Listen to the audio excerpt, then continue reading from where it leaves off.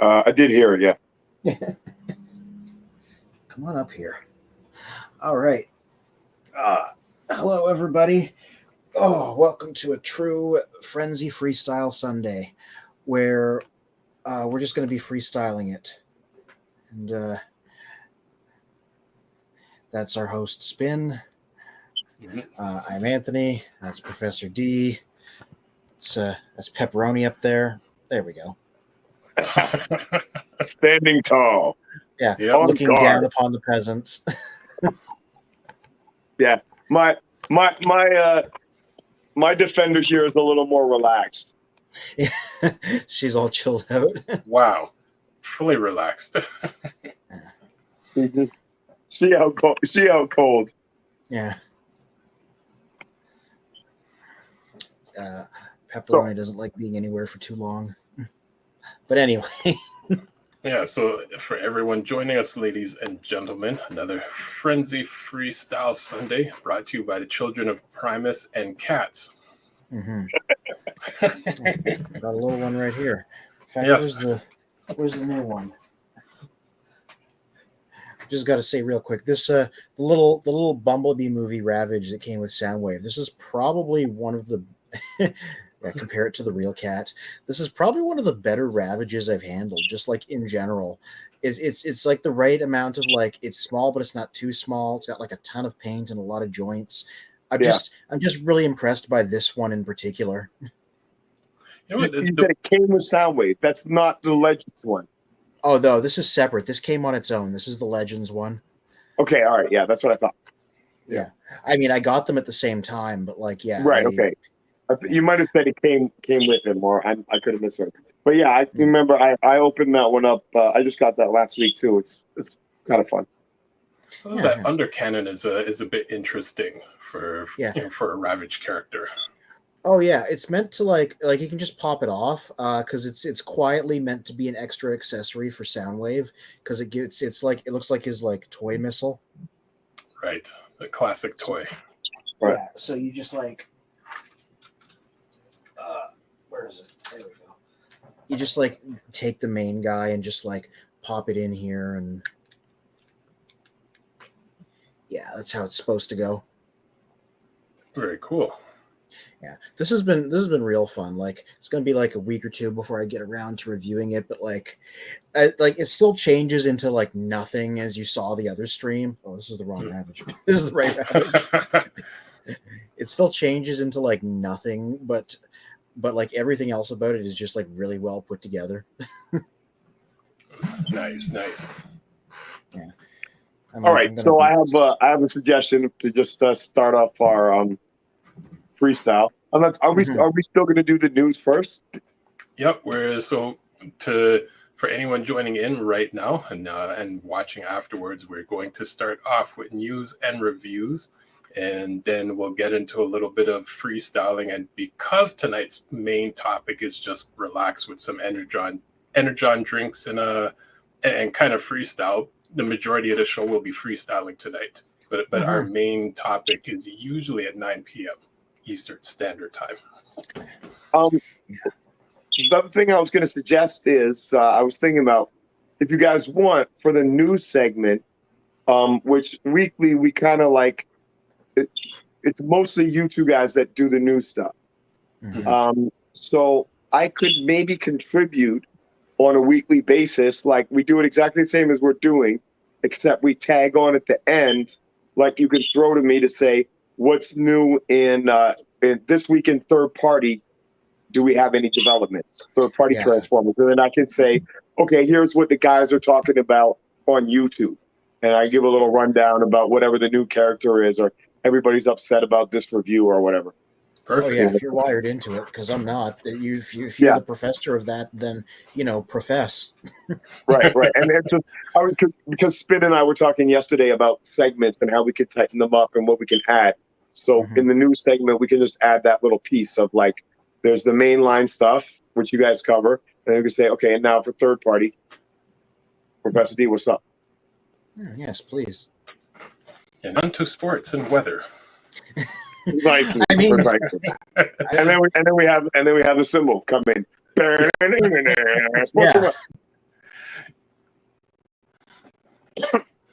All right, so over to you guys for the news. All right, so let me see what is in. Actually, before we just jump into the news, we will jump into my the list. recent reviews. Yeah, what I was going to say is, and I said this right at the top of this review, people don't seem to like this guy, but I'm rather fond of it. And I talked about that in here. Like, I wouldn't call him as strong as like Sunstreaker or Sideswipe or the other Siege cars, but like he turned out pretty good. I'm looking to get the Road Rage one now because of that. I'm going to see if I can find mine. I Yeah. haven't opened it yet. Let's see if I can get mine. I'll open it in real time and then see if I feel like, it doesn't seem so bad, or if I'm like, it's crap, what are you talking about? Yeah, it does seem to be like a bit of quality control roulette, because I've heard people complain about like his leg panels coming out and flopping around really easily. I just didn't have that problem on mine, so that's a little asterisk beside my opinion. But once again, I say that in there, right? Cool. And the Kingdom Deluxe tracks that you can check out on childrenofprimus.com, which is as always, I start with the history, hence those pictures, right? Yep. And one of the things I said was he never quite got a good mainline figure. That one there, that was sheared a mold with Wheeljack, and I thought he made a much better Wheeljack than he did tracks. Even though it wasn't really a bad figure. And I had the masterpiece for it just looks more like Wheeljack. Yeah, so I got into this guy here. Mm-hmm. He looks really accurate and is extremely bendy and posable, and he does the proper flight mode and everything. So it's got a lot of strong points. Nice. Which again, I've seen a conversation break into the whole question of tracks being a triple changer. Oh yeah. Well, I'm inclined to call him that because entirely because the show treated him like that, and like sometimes these figures would have an extra mode that just wouldn't show up on the show, but like they emphasized it, so I feel like he's a triple changer. And okay. And like this figure gives him those wings are entirely for his flight mode, and he's got little pop out fins in the back specifically for it. So like, it's a dedicated mode. Nice. Yeah, you can read more about that up on Children of Primus's news and reviews section. That is correct. And one review from last week, and I know we didn't get a chance to fully speak on it. I know we jumped into everything else. Yeah, my non-bot reviews that I'm going to try and do like maybe one a month of. I'm working on the next one, which I'll keep hush hush for whenever it gets out. Just and I said this right at the top of the review. I think the reason I like Metroid so much is because it had a really good run of games around the point where I dropped out of Transformers, like in the mid 2000s when they were doing the Unicron trilogy. Oh, okay. Yeah, so I just got really into this instead, and the Metroid Prime 3 Figma Samus is probably the best representation of the character in existence, so I just kind of talk about that. I'm writing these from the perspective of a guy that almost entirely does. Yeah, that's all three of them there, right? They did 3 Figmas. So I'm writing this from the perspective of a guy who mostly collects Transformers, and so I'm talking about how this feels like compared to them, but also from the assumption that the person reading this probably isn't too up on Figmas or Nintendo games or Metroid or whatever. Right. Although, I mean, I'm not much of a gamer myself, I do recall playing Metroid many, many years ago. So it's a character that I think most people, within the sci-fi world, comics, toys would be familiar with the character. Yeah. Certainly anybody that plays Smash Brothers, That's fine. Well, when did Smash Brothers come out? Because I mean, that's a game that I've never played that one. It's a Nintendo 64 was the first one, but they put them out on every console now. It's just the fighting game that has all the characters in it. Okay. It's that big crossover fighter. Yeah.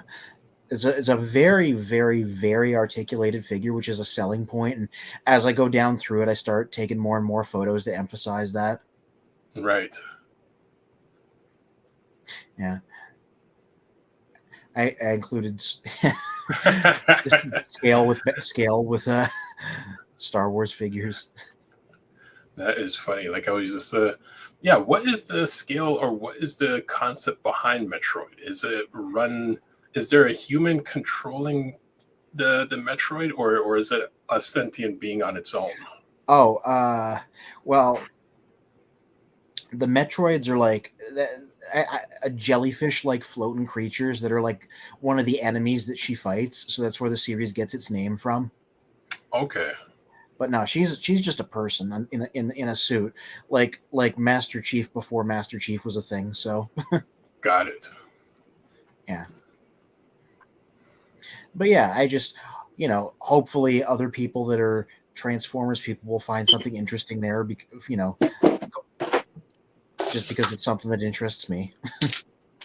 Oh, for sure. I mean, I know there's many non-Transformer things that many of us are into. So it's always cool getting, getting a different perspectives and just like different news to add into the weekly news. Yeah, I had Metroid when it was like brand new on the Nintendo Entertainment System, and so like when it was hot, when it was like a new thing, like I remember getting it and playing it with my friends and beating the game, and like the reveal when she takes off the helmet at the end and you find out that it's a female character, right? So I was like among that generation that actually learned that from beating the game, not from like hearing about it or from the fiction. Nice. So so I like that character a lot, and that game on Nintendo was like that was a good game. It was very like RPG and yet action as well. Yeah, it's probably very difficult. The original was very difficult because it was like they hadn't come up with a map yet, and like the whole thing was designed to trip you out with like rooms that looked identical and secret passages and. Right.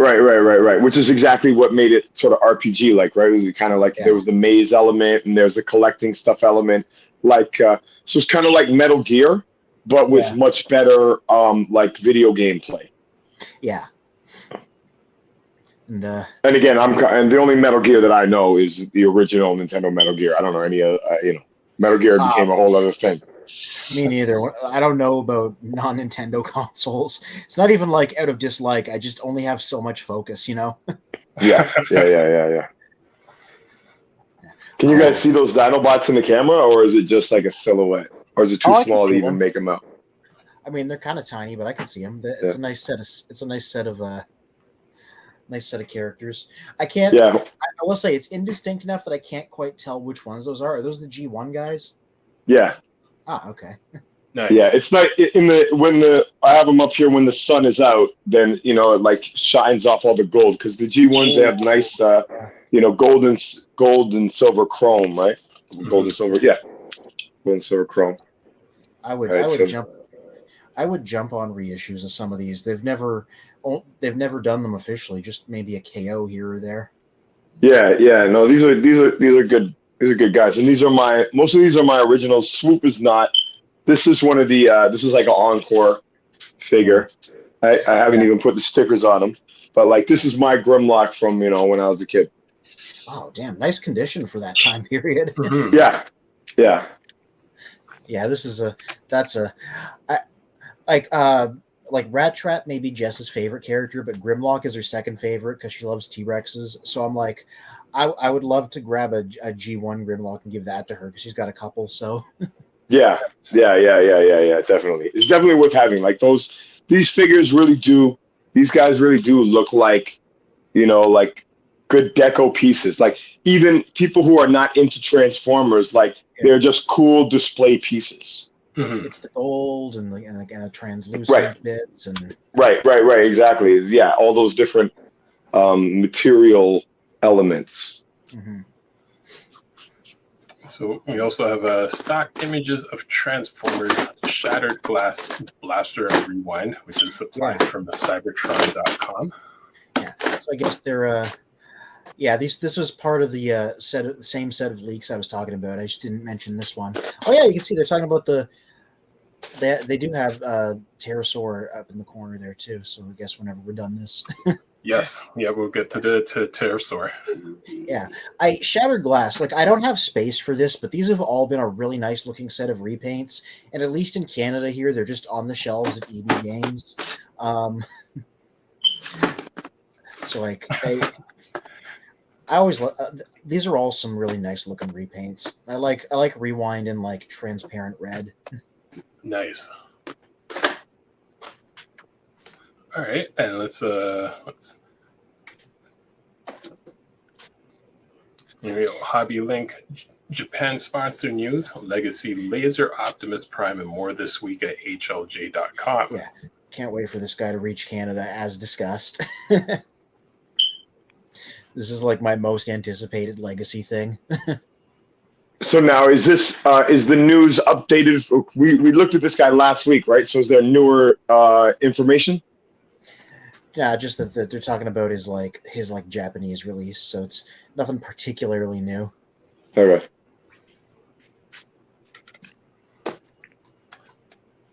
Next. Oh yeah, there we go. Promotional poster image for Transformers Earthspark gives us another better look at Bumblebee and other bots. People were speculating about this art here because the two human kids, they have something on their arms, so people are like, is this a Master Force scenario? You know, like, are they going to be able to become the robots or control them or something? Oh yeah. Interesting. Yeah, they got to, they got to give the kids more agency in modern cartoons. Yeah, I think is the idea. Yeah, I like the good mix of the new and the old here. There, we can still have. We don't know the names of those two new robots that are right there, even though we recognize Optimus and Bumblebee behind them. Mm-hmm. So those are two like completely new characters, and we already know Nick Roche designed them. He said so on his Twitter, but even though he's not telling us what they're called yet. We'll find out soon. Yeah. Again, Optimus and Bumblebee, like the two selling points for Hasbro. Yeah.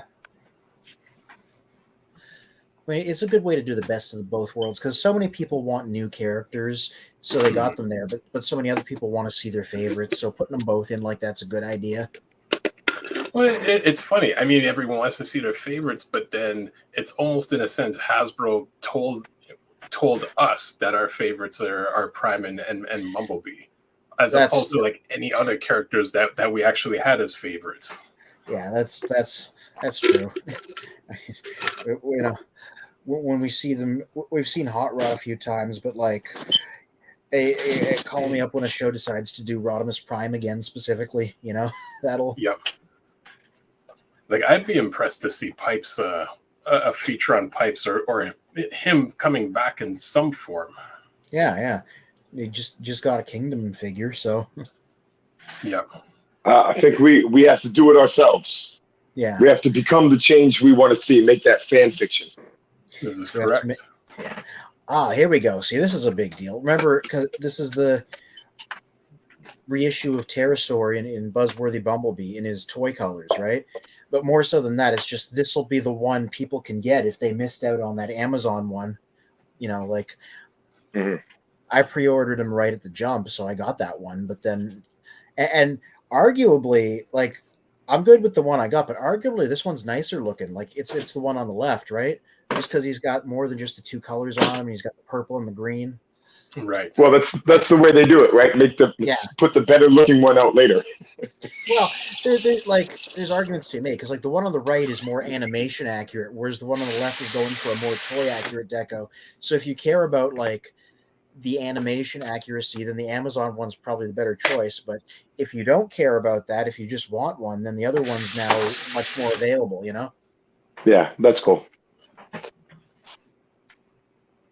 Yeah, I don't know if they have pictures of his bird mode there, but his bird mode head looks kind of freaky now because he has a beak, but he has a beak, but his beak isn't painted anymore because it wasn't on the original toy that they're imitating. So it's like this big mass of red flesh, and it looks really weird now. Wow.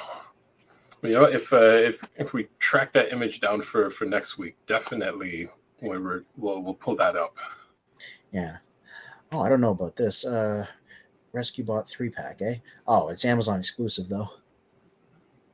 Hey, I got a new nephew. I got to get some of these for him.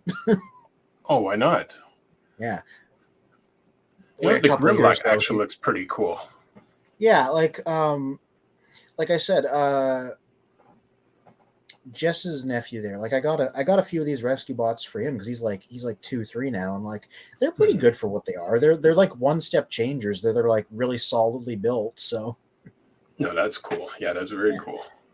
Yeah, they're just chunky little simple guys you can change in like one step, and then you give them to a little kid. And they're pretty great in that regard. Yeah, and I think Start them off young and into the Transformers franchise. yeah, I think these three all change into dinosaurs because rescue bots have been around long enough now that they just like do the Ninja Turtle thing and just everybody goes through like 200 different themes. So this is an Optimus and a Bumblebee that change into dinosaurs. Got it. And it's like I'm noticing that on Optimus on his right hand that he has a dinosaur head. Yeah, and Bumblebee definitely his arms are like the dinosaur feet. So interesting. Yeah. All right, and let's see what else we have. Ooh, I know that. Oh yeah. It's funny, they gave us a half image on this one. Yeah, you'd need to click through to see the rest. Yeah. Okay. But you get the idea. Yeah. Sovereign. That's an old figure. I back in my TF Elites days, I borrowed a loaner copy of it for a write up. Some people say it's one of fans' toys. I'm in this camp. I don't personally say it's Fans Toys' best figure, but it's definitely one of Fans Toys' best figures. In terms of the paint on the original and the heft, it's really, that figure is a phenomenal figure. And I personally love the toy deco myself.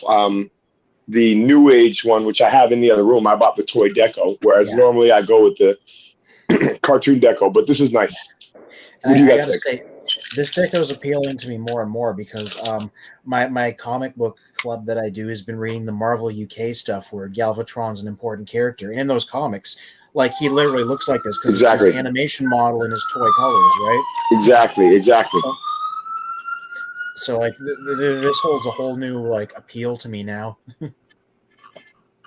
Have you seen the New Age version, the Legends scale? Don't you have them? I think you showed them on the show before. Yeah, right. Yeah, we unboxed it. Yeah, exactly. So it's like those are the two best toy version Galvatrons you could have. Either that Legend scale one or this right here. Yeah. That's the thing I keep bringing up is like everybody calls them toy colors Galvatron. I'm like, nah, that's Marvel colors Galvatron. You know? Yeah, that's actually a really good point. I like that point a lot. It's like there is canon fiction where he has these colors.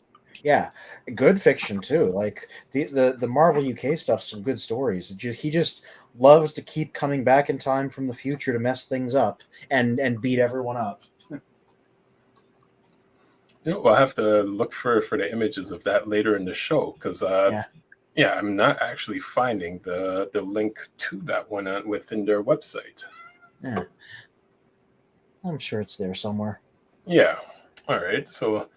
Let's jump into what else we have for this week's news. Mm-hmm. Oh, yeah. This is that guy that's been sharing all this design work on Instagram, the member of the design team. Right. Interesting thing about this. This reveals that Slammer was originally going to be a retool of Brunt until they managed to get the budget to make him into like a brand new mold. So you can see there like he looks very, very Brunt-like because he was conceived as a retool. Right. Okay.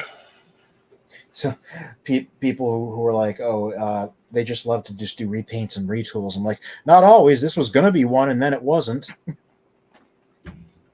Well, the one thought that came about was the fact that they redid Slammer, and depending on the size of him, were they planning to redo a Metroplex to be compatible with the size of the Slammer? Yeah, apparently he does actually go with the old Thrilling 31. Like there's a specific place you can put him. Like they designed him that way. I don't remember what it is offhand, also because I don't have the figure. Okay. But like the promo copy and stuff for him even specifically mentions the old Thrilling 31 and talks about him as an add-on to that. Okay, very cool. Yeah, which is, also we know, because let's be honest, that list of leaks was true. They're starting to come true. We're watching them come true. They're going to do Right. Cybertron Metroplex. It's also possible this guy could go with that too, since they are Cool. making a new one. And then speaking of leaks that we revealed on our show last week, Oh, yeah. there we go. The leaked images of Legacy Motormaster, Blitzwing, and Shattered Glass Blaster. Yeah, we already saw Blaster. And Blitzwing we've seen in hand, but Motormaster, we just have the box. And it doesn't even show a picture of the figure on him once you get to it. It's just art of his truck mode. Yeah, there it is. So this is all we know about him. We haven't seen him outside of the box. We've just seen this art. So there isn't even photos of like the back of it. So we can just look at it. But from what we see, it looks good though.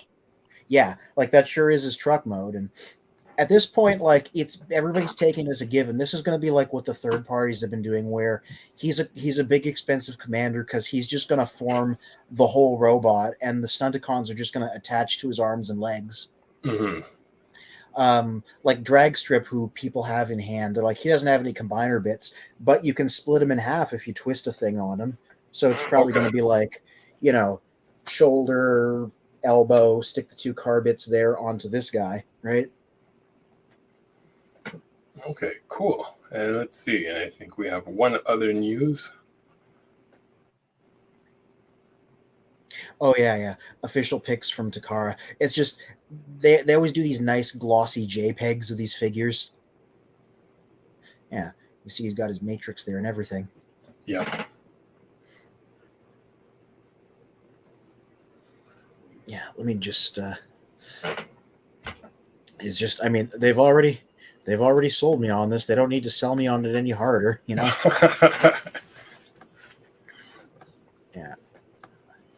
Cool. Well, I think that is it for this week's news.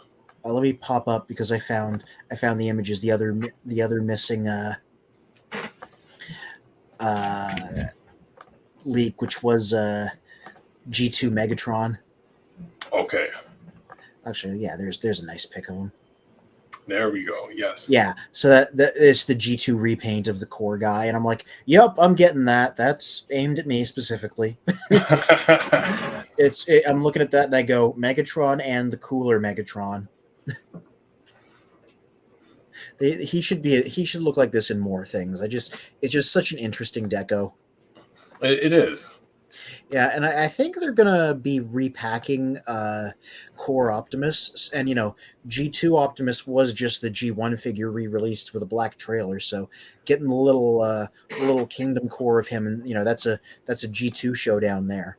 And there's the tank mode, and they even put the little G2 logo on him. Okay. So I'm like, yep, this is a grab. If he's anything as nice as the little Soundwave I got, this is a must-have for me too. Which I remember with the G2 Optimus, you had like the little talking, not even backpack, like the add-on to the trailer. Yeah, it's like a one of those wind curving things they put up on front of them sometimes. Yes. And it just said, "I am Optimus Prime." Yes. Cruisers from Motorsport on YouTube is saying interesting is a word, I guess. Lol. Or LOL. Is he? I wonder what's he. I wonder what they're commenting on. Yes, please let us know specifically what you were mentioning about, if whether it was the Megatron or something else. If he's talking about this guy, I'm like, yeah, like this is not for everybody. It is garish as heck. It's just, this is the era I grew up in. Like I come off as the Beast Wars guy because that was the second major thing for me. But no, this was the first thing for me. So like, I love these like bright '90s decos, and anytime they bring them back for anything, I'm always up for it. Nice. Yeah, so I'm like, that's the last of the leaks, I think. for this week. Yeah. Oh, I didn't bring this up. There's going to be a Fan First Tuesday next week, so in a couple days. Oh, okay. So we're probably going to see. Yeah, we're going to have stuff to talk about. Probably there's probably going to be some official reveals. Nice. Well, it is 8:30, so now we just kind of ramble for the next 30 minutes. Well, actually, Cruiser's Motorsport from YouTube said where he said G2 Megs and his interesting paint deco. And oh, by the way, this is Toy Warp. This is my main channel. Oh, very cool. Oh yeah, nice to see you. I subscribed to his YouTube channel and started watching a couple of his things. Nice. Yeah, he does a lot of like Hot Wheels and Matchbox stuff, like a lot of like cars and tracks and that kind of thing. Ooh, very cool. Stuff which we is grew like, up with.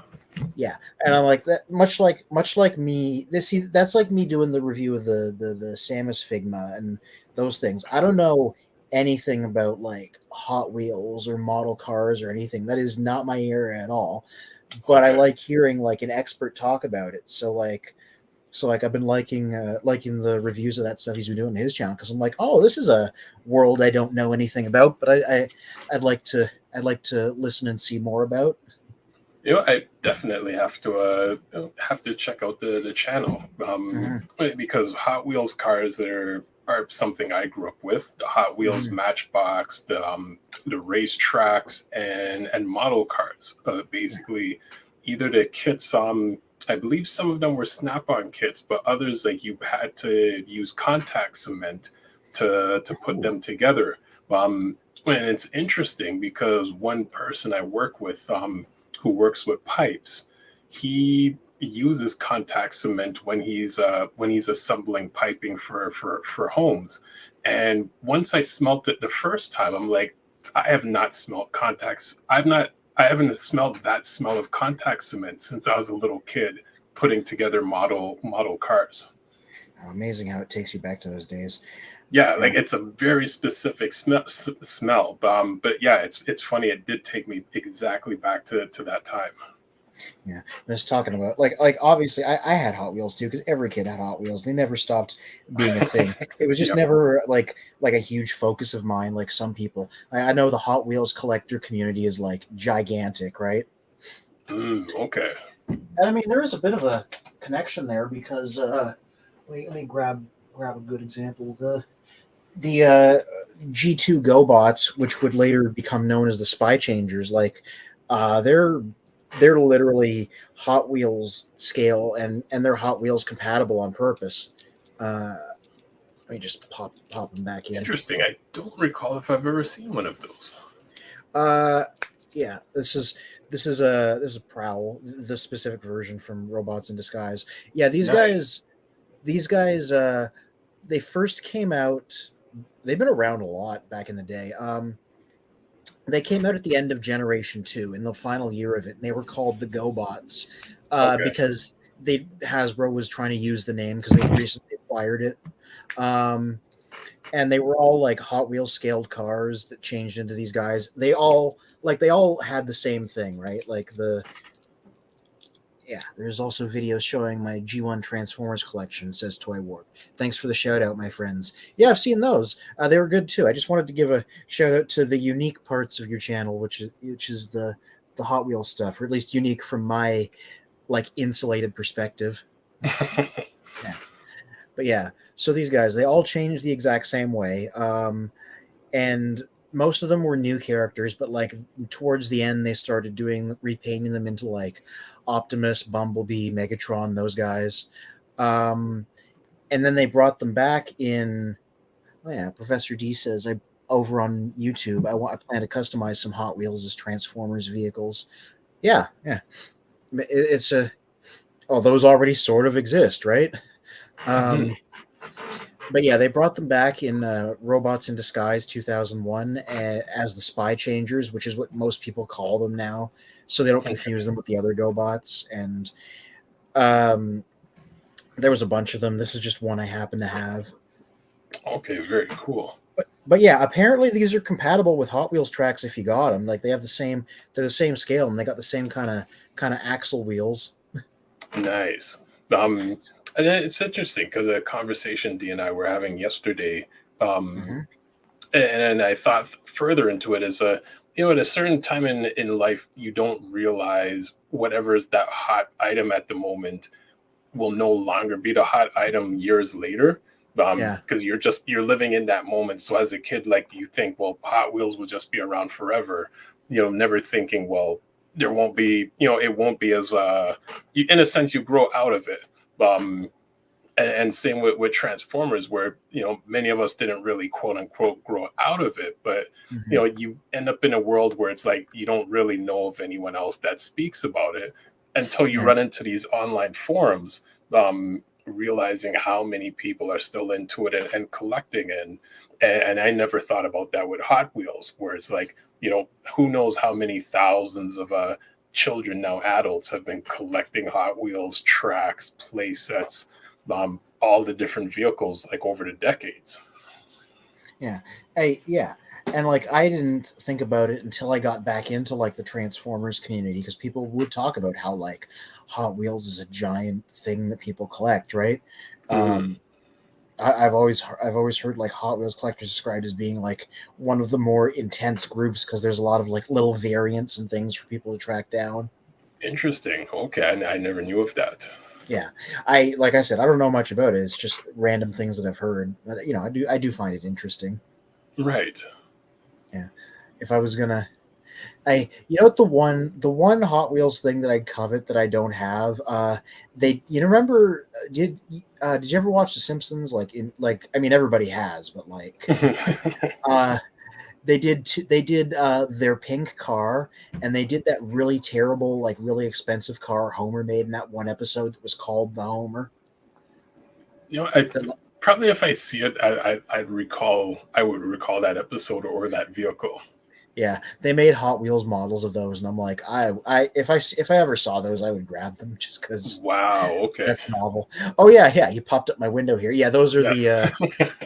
the G2 GoBots. Just a couple of examples: Firecracker and High Beam, which were like originals.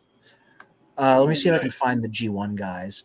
Now these were just like random repaints, so they don't look a lot like the guys we know. Okay. Uh, Soundwave's an interesting one. Ironhide, Sideswipe, Barrage, and Frenzy. Yeah, presuming they load up well. Here we go. There we go. Yeah, so he didn't look very much like him in terms of his appearance because he was just some guy with a mouth plate, but that Megatron's colors were pretty recognizable. Interesting. That looks more like jazz. Yeah. So they did a jazz like later when they were the Spy Changers. I could find him in a minute. Okay. Um, and like here was their Optimus Prime, which I think we showed a previous week, right? Right. He has a mouth plate, which is funny, but other than that, he's got the colors more or less correct. Yeah. And here, oh, hang on, where'd he go? Because I've reset the size of it. Here he is. Here is Bumblebee looking more like Goldbug. Hmm. And if you want to see crazy G2 decos, uh, where's the Soundwave? There he is. That was their idea of Soundwave. Ooh. Okay. Yeah, definitely just kind of a name slap. Like we're just holding on to that neon phase of the early '90s. Yeah, yeah. And, there was Ironhide for some reason, also looking very neon. Wow. Okay. Yeah, Which is funny because those color schemes, although some people would be like, "Nah, I'm not too much of a fan of them," it worked. That color scheme worked perfect for the Piranacons. oh yeah, like that is Seacon colors 100%. There's a side swipe in blue. The funny thing is he actually has the right alternate mode because that's a Lambo. This is true. They just made him blue for whatever reason. Yes, I meant the Seacons, not Piranacons. Okay, Yeah, that's his combined form. yeah. Now you got Mirage again being a Formula One, but in Ooh, different okay. colors. And then Frenzy was the last one they did, who is red in this time around. Yeah. Let me see if I can find the jazz they did, because this was like later in the 2000s. G2 GoBots. Do they mention the Spy Changers here somewhere?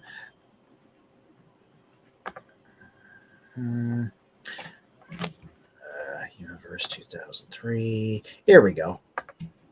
This is from like 2005. Toy Warp Vintage Reviews from YouTube says, wow, Ironhide actually has a great mold of a F-150 Lightning. Yeah. Yeah, so this is the jazz they eventually did in Hot Wheels scale. This was like the 2000s now instead of the 90s. They were actually trying to make the decos like look like the characters. Right. Okay. Again, this was like a repaint of an older one, so that's why the sculpt doesn't really look like jazz. But they compensated by making the colors look decent. Right. Yeah. They did a few others.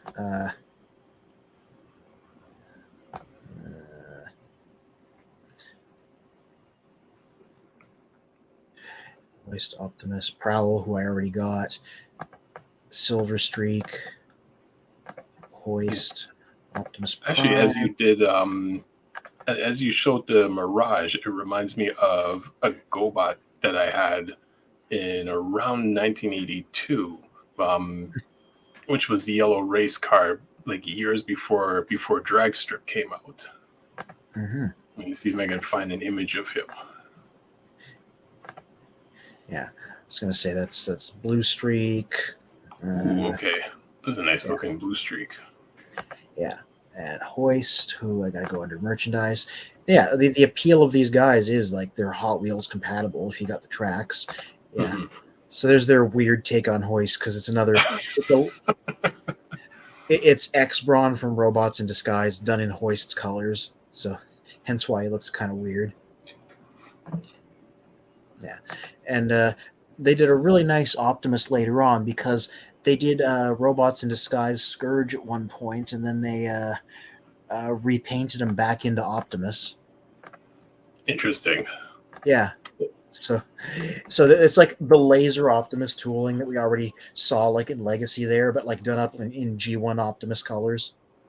Yeah, I was just going to say he looks like the laser Optimus. Yeah, because they did laser Optimus in black as Scourge there, and then Scourge got a Spy Changer in Robots in Disguise, because they did a few newer ones, and then they put him back as Optimus in like 2003. Okay. Mm-hmm. As a Tour Warp Vintage Reviews on YouTube mentioned that the yellow GoBot from that I was speaking of, his name was Slicks. Oh yeah. So it's funny. I don't think I recalled the name back then, because as a kid and back then there were just a lot of transforming type of toys that we had, and it's like in terms of the names, I think even a few of them, like we call them Gundams, even though they weren't anything close to them. It's just whatever we named them. Yeah, like so many, and like I still had knockoffs like that in my day too, and they'd always have Gundam heads. Like they'd have like the very distinct faceplate they have, the very distinct like split crest at their forehead, like Gundams have. Yep. Yeah, that's There we go. So the GoBot version was the black and black and yellow, and then mine, the one that I had, was just all yellow. Yeah, there he is. Looks like that drag strip basically. He even has the elf thing on him that Mirage does. Yep. And I found what was cool. I don't know if you probably, let's see, in between the images.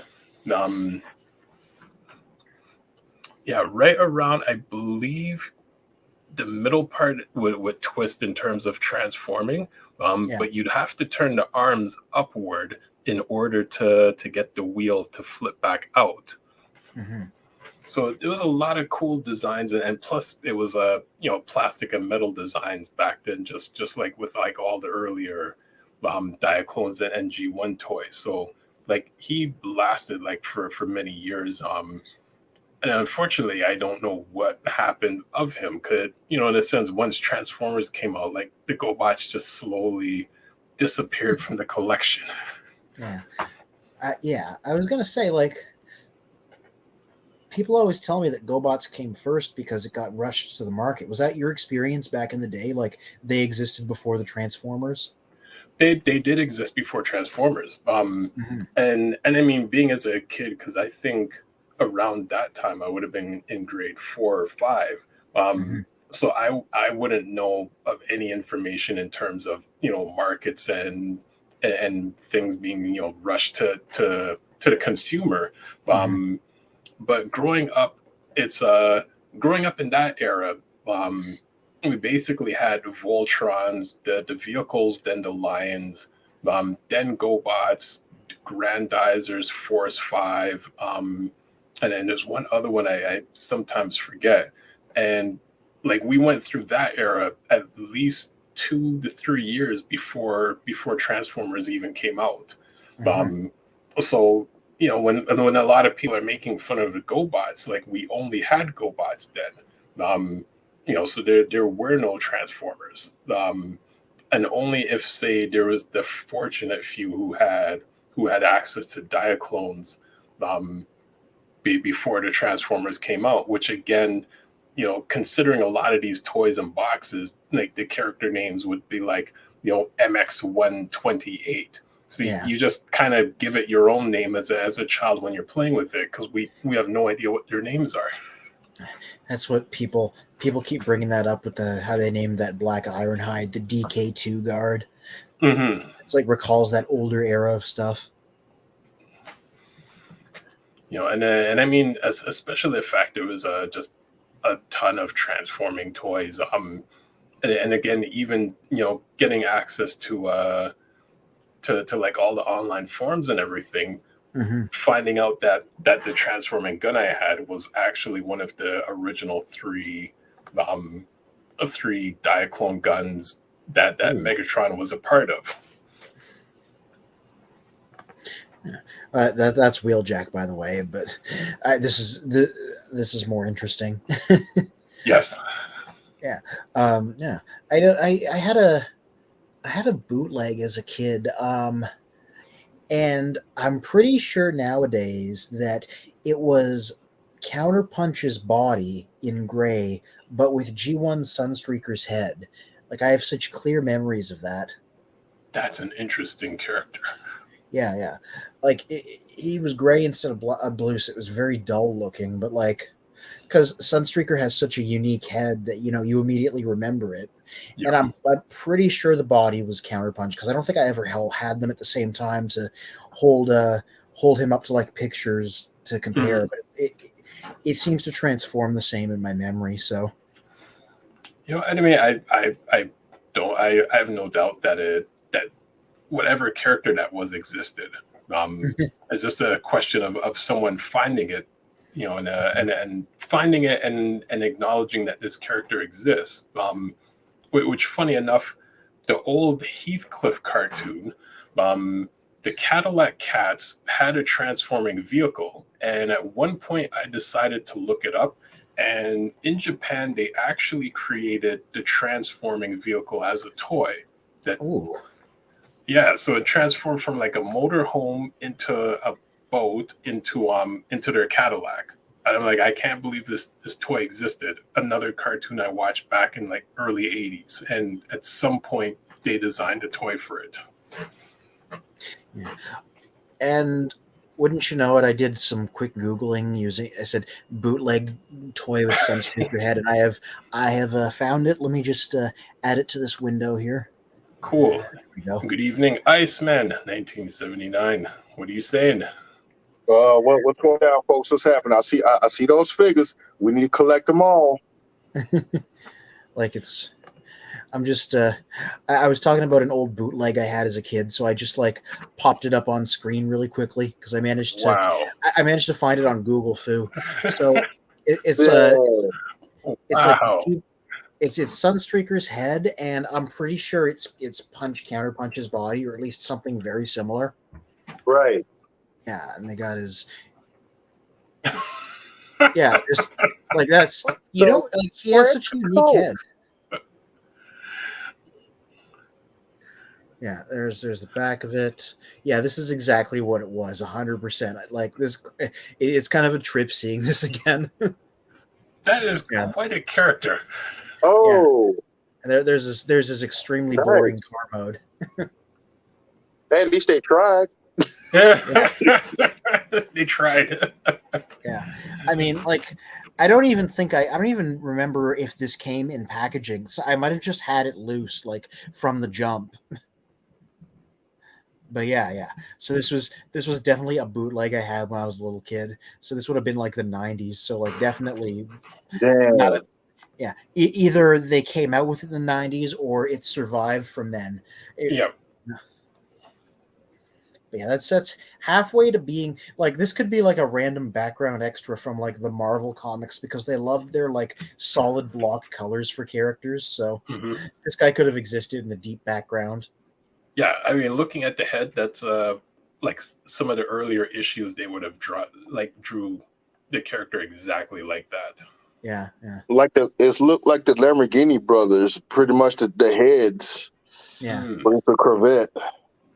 Yeah. I'm like, is that what kind of car this is? Because I can't identify it at a glance. I'm not a car person. Like a Corvette or a Stingray or something, but it's old. Yeah.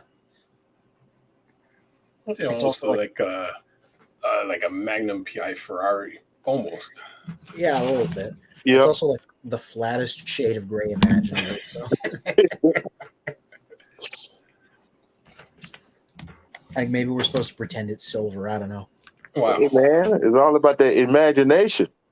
Yep. Yeah. I wonder.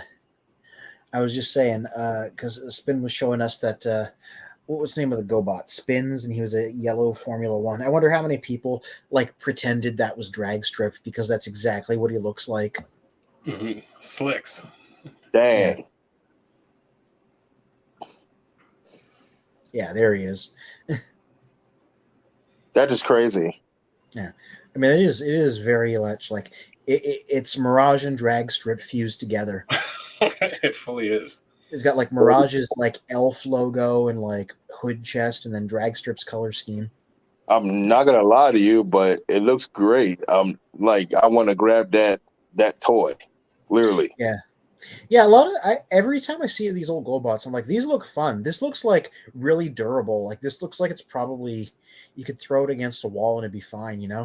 I don't know about throwing against the wall now. That's a little too abused, a little excessive. Well, I would say as a kid playing with that character, like he was very durable.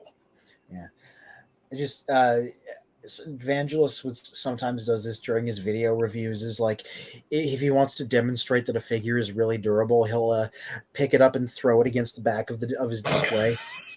Jeez. Yeah. Like I would never actually do that. I'll say when I write things, I'll be like, "This feels like I could chuck it on the ground. It would be fine." And then I'll put in brackets, "I'm not going to do that though." Mm-hmm. Man, I got a question for everybody. Yeah. Right. Did you see them legacy figures that they coming out with? They bringing out more of them. Yeah, we did. I think we saw them during our news section. We saw the Commander class Motormaster in his box there. The little core G2 Megatron, and what was the other one? Pterosaur in his toy colors, as predicted. Yeah, that's during our news segment. That's what we saw. I guess I was watching some YouTuber, and he like I said, you got to look at the boxes. Mm-hmm. The boxes would tell you what's coming out next. Did you know on the front I think it's Motormaster's box? Yeah. Did you see the other cars on there? Like they got little cars. Yeah, they've done that on so many of the murals on Commanders and Titans that they've done. But yeah, people pointed out those were the other Stunticons, which like surprise, surprise. Ooh, man, I'm sitting here like in that case, then give us like a couple of figures that we never had. You know, like I said, due to people just out here just stealing figures and out here just flipping them, which I have no problem. But at the same time, if you just flipping just because your ass is broke, that's a problem. Yeah. Mm-hmm. That is a problem. Yeah, I mean, I've only ever like flipped figures because I knew somebody that I knew wanted them, so I'd like send them to them for like price plus shipping. You know, I've been a part of plenty of those kinds of trades. Yeah, like I said, I get it.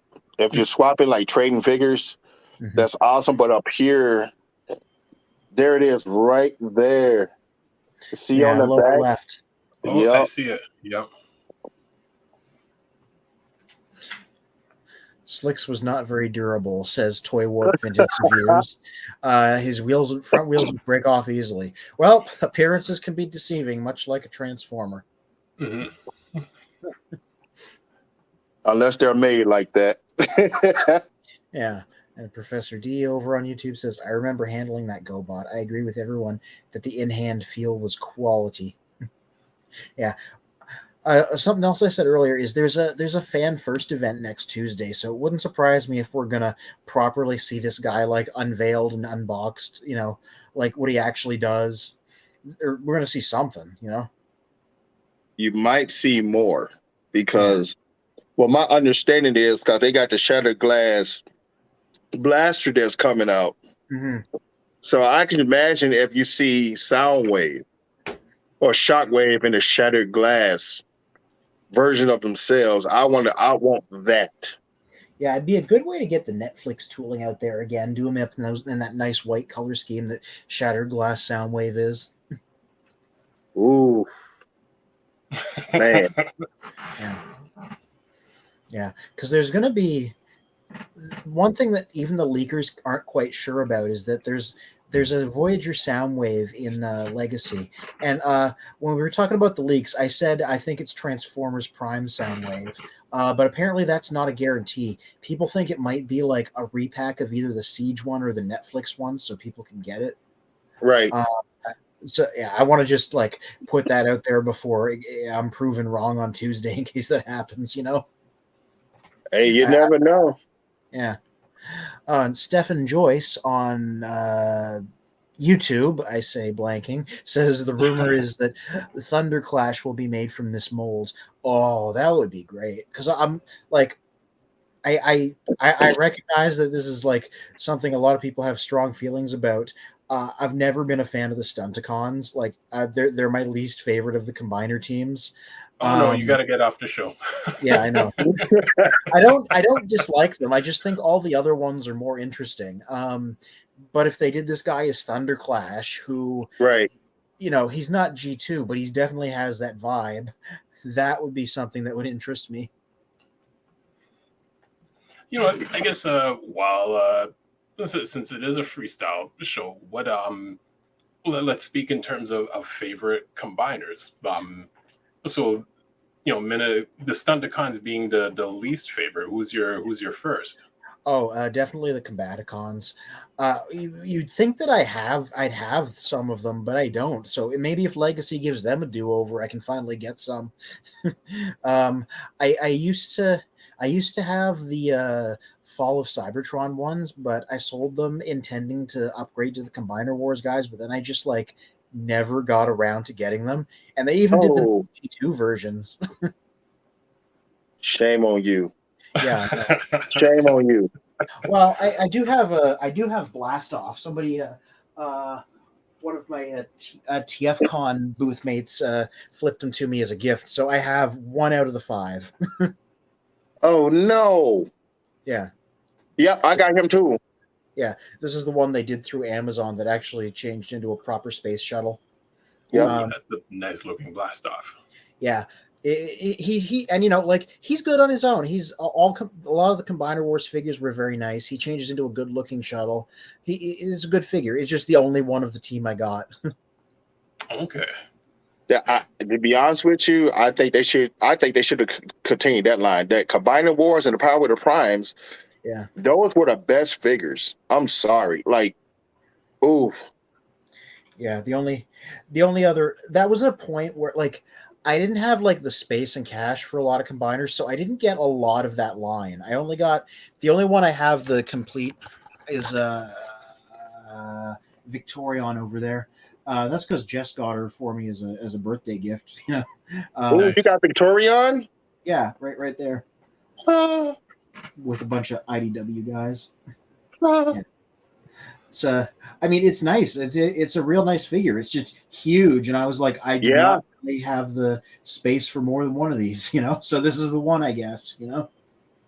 Man, that's going for like I think $300 to $400 on eBay right now. Oh yeah, I'm glad I snapped it up when I did, or rather that she did for me. You know, I'm already like I'm never getting rid of anything anybody gets me as a gift. That's a personal policy, but like especially that, you know, that's It's true that man. yeah. That's like the hard to find right now. Yeah. Well, yeah. I mean, when I got it, it was back when it was newish, so I like it wasn't rare at the time. But yeah, at least I don't know. Was it available on shelves in the U.S.? Because in Canada, it was just a Toys R Us exclusive. You could just go in and get it off the shelves there.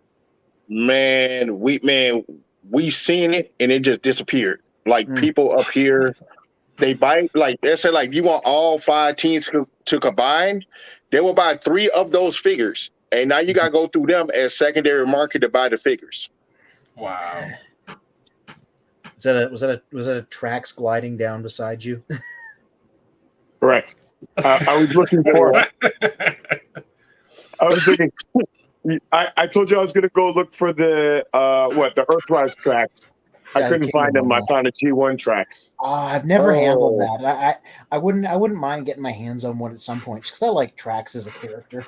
Oh yeah. It's a nice car. You got some die cast in here. You Yeah. know, nice slick shiny Corvette. Hmm.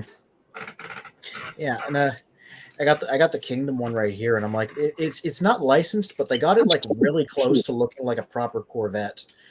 Yeah, here he is right here. Yeah, I like it. yeah. It looks pretty good. Hmm. But I think this guy has a beat in alt mode anyway. Yeah, well, definitely, because like the G1 originals, they were allowed to be the real cars without license, you know, because that's how things worked back then. So they'll always have that like advantage, the fact that they can just be the vehicles without yeah, at mainline, which you like never see now. Here's what else I found while I was looking for that Earthrise tracks. I found my third reflector. Oh, So nice. You can yeah, make when we were the talking about him, when we were talking about him the other day, I had the Netflix one and I had one of these guys, but I was like, I thought I had 3, so here's the third one, so now I can make the camera. if you yeah. if you stick Oh, the special one in the middle, it'll be a unique looking camera. I did Right. manage to finally build this guy. I was struggling with him on camera because he's oh, really complicated. There you Um, go. yeah, but like this special pack they did, like it's got extra bits like the lens and the top and stuff to make it look like more like a camera. Nice. It's not bad. It's like That was the toy homage version, right? yeah, the toy colors one. Yeah. I don't know how it was available in the US, but in America it showed up as a Toys R Us exclusive. Oh, I like this is like the least significant claim to fame ever. But like I was one of the first guys that found him in Canada, so I took like a picture of him on the shelf and like the news sites shared that picture around, you know, when they talked Oh, about nice. Oh, this that's thing's cool. out in Canada. So that was kind of cool. you might want to try GameStop because they do have that for $73 for all 3. Yeah, nice. And like and That like was pretty much what it was at retail in the first place, I think, right? yeah. Yeah, I remember this 69. cost yeah. This costs a little bit more than the 3 deluxes because it came with the extra bits. Oh. But yeah, it was just a good way to get all 3 of them in one go. But I like the idea that you have like Netflix scrap faces as the core and like the 2 purple ones on the edges. If you made a camera, that'd be neat looking. Was Toy Whip Vintage Reviews on YouTube says G1 Trax is a 1981 C3 Corvette. So one of the earlier Corvettes, which I'm surprised at some point Transformers didn't reissue a Corvette with the later Corvette. If anyone remembers the A-Team show when Faceman had the white Corvette for like a few seasons, I'm surprised that they've never reissued a later model Corvette for tracks, and only went with the earlier classic sense of a Corvette. Yeah. Oh, let me show you something I was talking about last week that I want to see somebody do. So I took the sides off of this camera here. Now, all of these guys, how they transform is they just form these little cubes, right? And then you connect them. And like even the one in the middle, he's the same cube. You just put him in reverse. So technically, if you got a lot of these guys, you could just keep adding them to the edges. like pop this guy off, and you see he can. You can put him on. You can put him on here too. I say failing to get him on there because I'm spooky. Just give me a minute. Oh, come on. How did this go on before? Oh, here we go. Yeah, there we go. Like you can just now this is going off a bit to the side. So like you could just keep this going. So like if anybody was like insane enough to buy like 9 or 10 of these, you can just make like an infinity camera. That's funny. Yeah. And like if you the stand is made up of like 3 of the guns like put together, so you could like even support it with like multiple stands as you went along, just sticking it to the bottom. Every 3 of them you had. So like, that's a smart design. I thought that the tripod was just like an accessory tripod. No, this is one. Each of these is one of the guns that the solo robots come with, like even the regular ones, not just this multi-pack. So you get 3 of them, and then you cube them together into a camera, and the 3 guns form the stand. That's very cool. Same with this lens. This lens is 3 pieces. Each one comes with a shield that's a third of it. So you get all 3, and then you build the lens. Interesting. Okay. Yeah. It's a really interesting engineered figure. Toy Warp on YouTube says Trax was a C5 Corvette in the Alternators line. So yeah, they made him a later model at one point. Yeah. Nice. Alternators was like the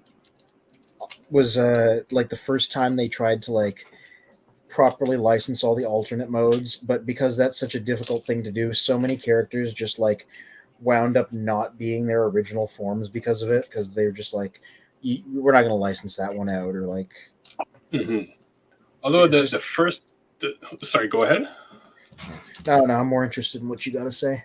Oh, I was going to say, the first time I seen alternators, D had collected them when they first came out, and the quality of the alternators were like really, like they were done really well and ahead of time of what a lot of companies have recently put out now.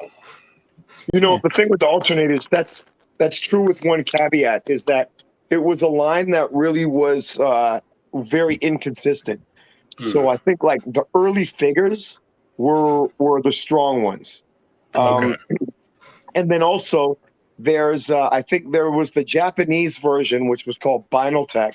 Yeah, and then there was the US version, which is alternators.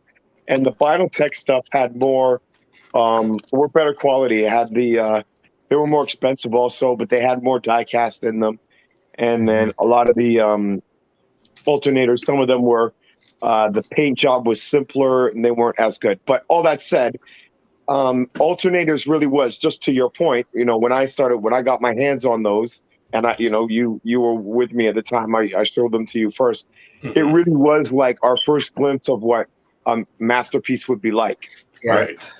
The very first Masterpiece Optimus in particular, he was specifically designed to be in scale with alternators, like MP1. So that was very much and I have those, and that's how I was displaying my oversized my MP01 originally. So I had him with the alternators Hound. I got the Jazz. I have the probably the best one they made was the Silver Streak. Yeah. Right. Like that Silver Streak, and the blue version, the smokescreen version. The smokescreen version doesn't look at all like smokescreen, but it's got like a nice shiny metallic paint job. And yeah, those figures, I think that's probably the only. And I think the one that I have is Binaltech one. I think that that smokescreen is Binaltech. But those guys, that Silver Streak with NPO1, they really do match together. Like that can work as a masterpiece.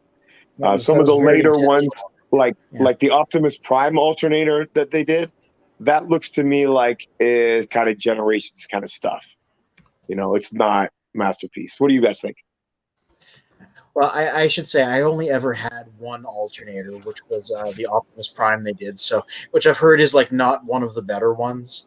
But I do know the line by reputation in particular as being like really hard to transform. Like some of them were like supposedly nightmarish. I mean, for me, none of them were nightmares for me, but I like the complex stuff. But with Optimus Prime, so like to me, like I've never handled it, but like looking at the pictures, like it looked to me like trash. So you had it in hand. Did you like it as a toy? Was it mediocre? Well, I don't have it anymore, so that should say something. But at the time, right. I didn't really care for it. It didn't seem like anything special to you, yeah. Yeah, this was the period where I'd just gotten back into Transformers, so I was just getting like one of everything, and that was the one alternator I got, and I was like, yeah, I don't want to bother with these. Yeah, too bad you didn't end up with that, either the Hound or the Silver Streak. Those are the good ones, and the Hound they recolored also as Swindle. Yeah, speaking of tracks, I also heard he was one of the better ones, like in terms of like quality, but like later on. Yeah, I didn't get tracks. I have Skids, who's okay. Yeah, not one of the better ones either. And the thing that sucked about it is that they didn't do it like they did Decepticons, but they were just like repaints of the Autobot cars, which was kind of whack. Yeah, wow. I heard that originally they weren't going to do any Decepticons at all, but like they just did the repaints as like a mandate or something. I might be wrong about that, but I remember reading that somewhere. It just seems to be like a cash grab, like just what like Calvin was saying like last week. It's like the laziest thing you could possibly do. Like, okay, the line is selling. You don't want to design anything. Here, take some of these Autobot cars, make them some other colors. Now there's your bad guys. Trash. Yeah. Oh, this sounds like a 5-minute Murder Prime. Yeah. Yeah. Calvin, have you handled any alternators or Binaltech? Do you have any opinion on these guys? Well, fuck no. like literally, like my friend, he collects them. I said, dude, I don't even see the fucking purpose of collecting fucking car alternators. I don't see the fucking purpose. I'm sorry. I mean, it's a bigger, better Transformer. Who told you that? Well, I'm saying that. Like compare it to compare the you just got the well, you didn't just get it, but Smokescreen, right? Earthrise Smokescreen. That's a good figure, right? It's nice. But the Binaltech one is 5 times better. Okay, now Calvin, give us your reason why you dislike the alternators. Because it's the same shit, and like when it's if I buy these figures, I got the same exact Transformers as though they're just a little bit more fucking bigger.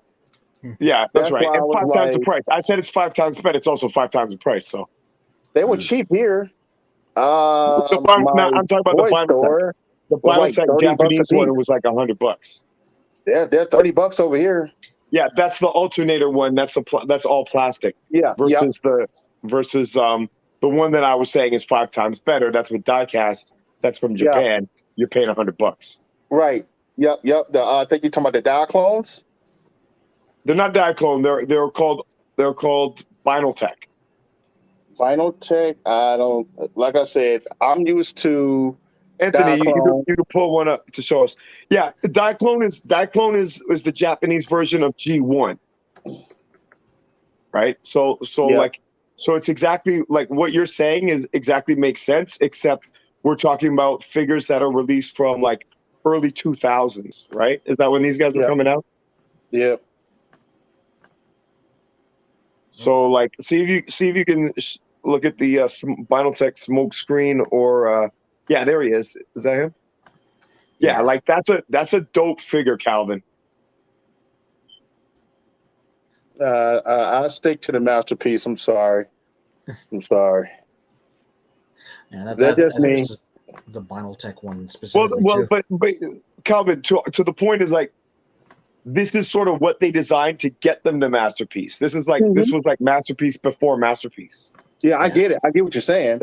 Okay. But it's just my choice of Yeah, no, that makes Transformers. sense. You picked a more recent one, like Yeah, the closer to G1 it is, I'm Right. good. If there's anything that alters that, no, Well, this thank is you. the silver streak color of this is matches G1. Yeah, it looks Or good. The blue streak paint deco. Yep. And then of course Hounds, he matched the G1. But anyway, so how did we get onto alternators? Oh no, you started.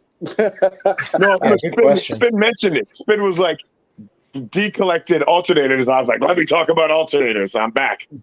Well, let's see. If we backtrack, I know we were talking about skids.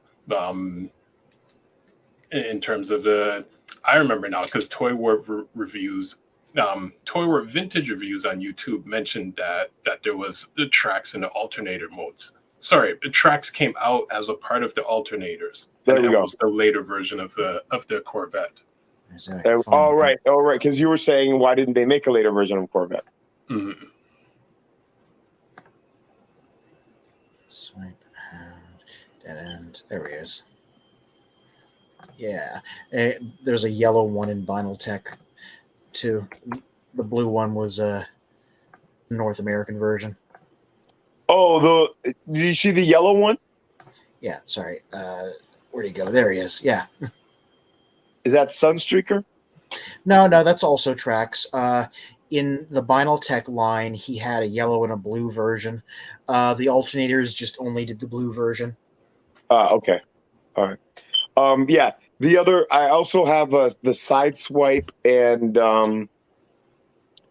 this. I think it's basically the same model. This is a retool of the side swipe and the and then they just retooled side swipe to make, not even retooled. They did retool them to make Sunstreaker, and those were pretty crappy. I didn't. Let's have a look if that's so with this guy. The side swipe is okay, but the Sunstreaker was a real letdown for me. Oh, but I did do something cool with the side swipe. Can I?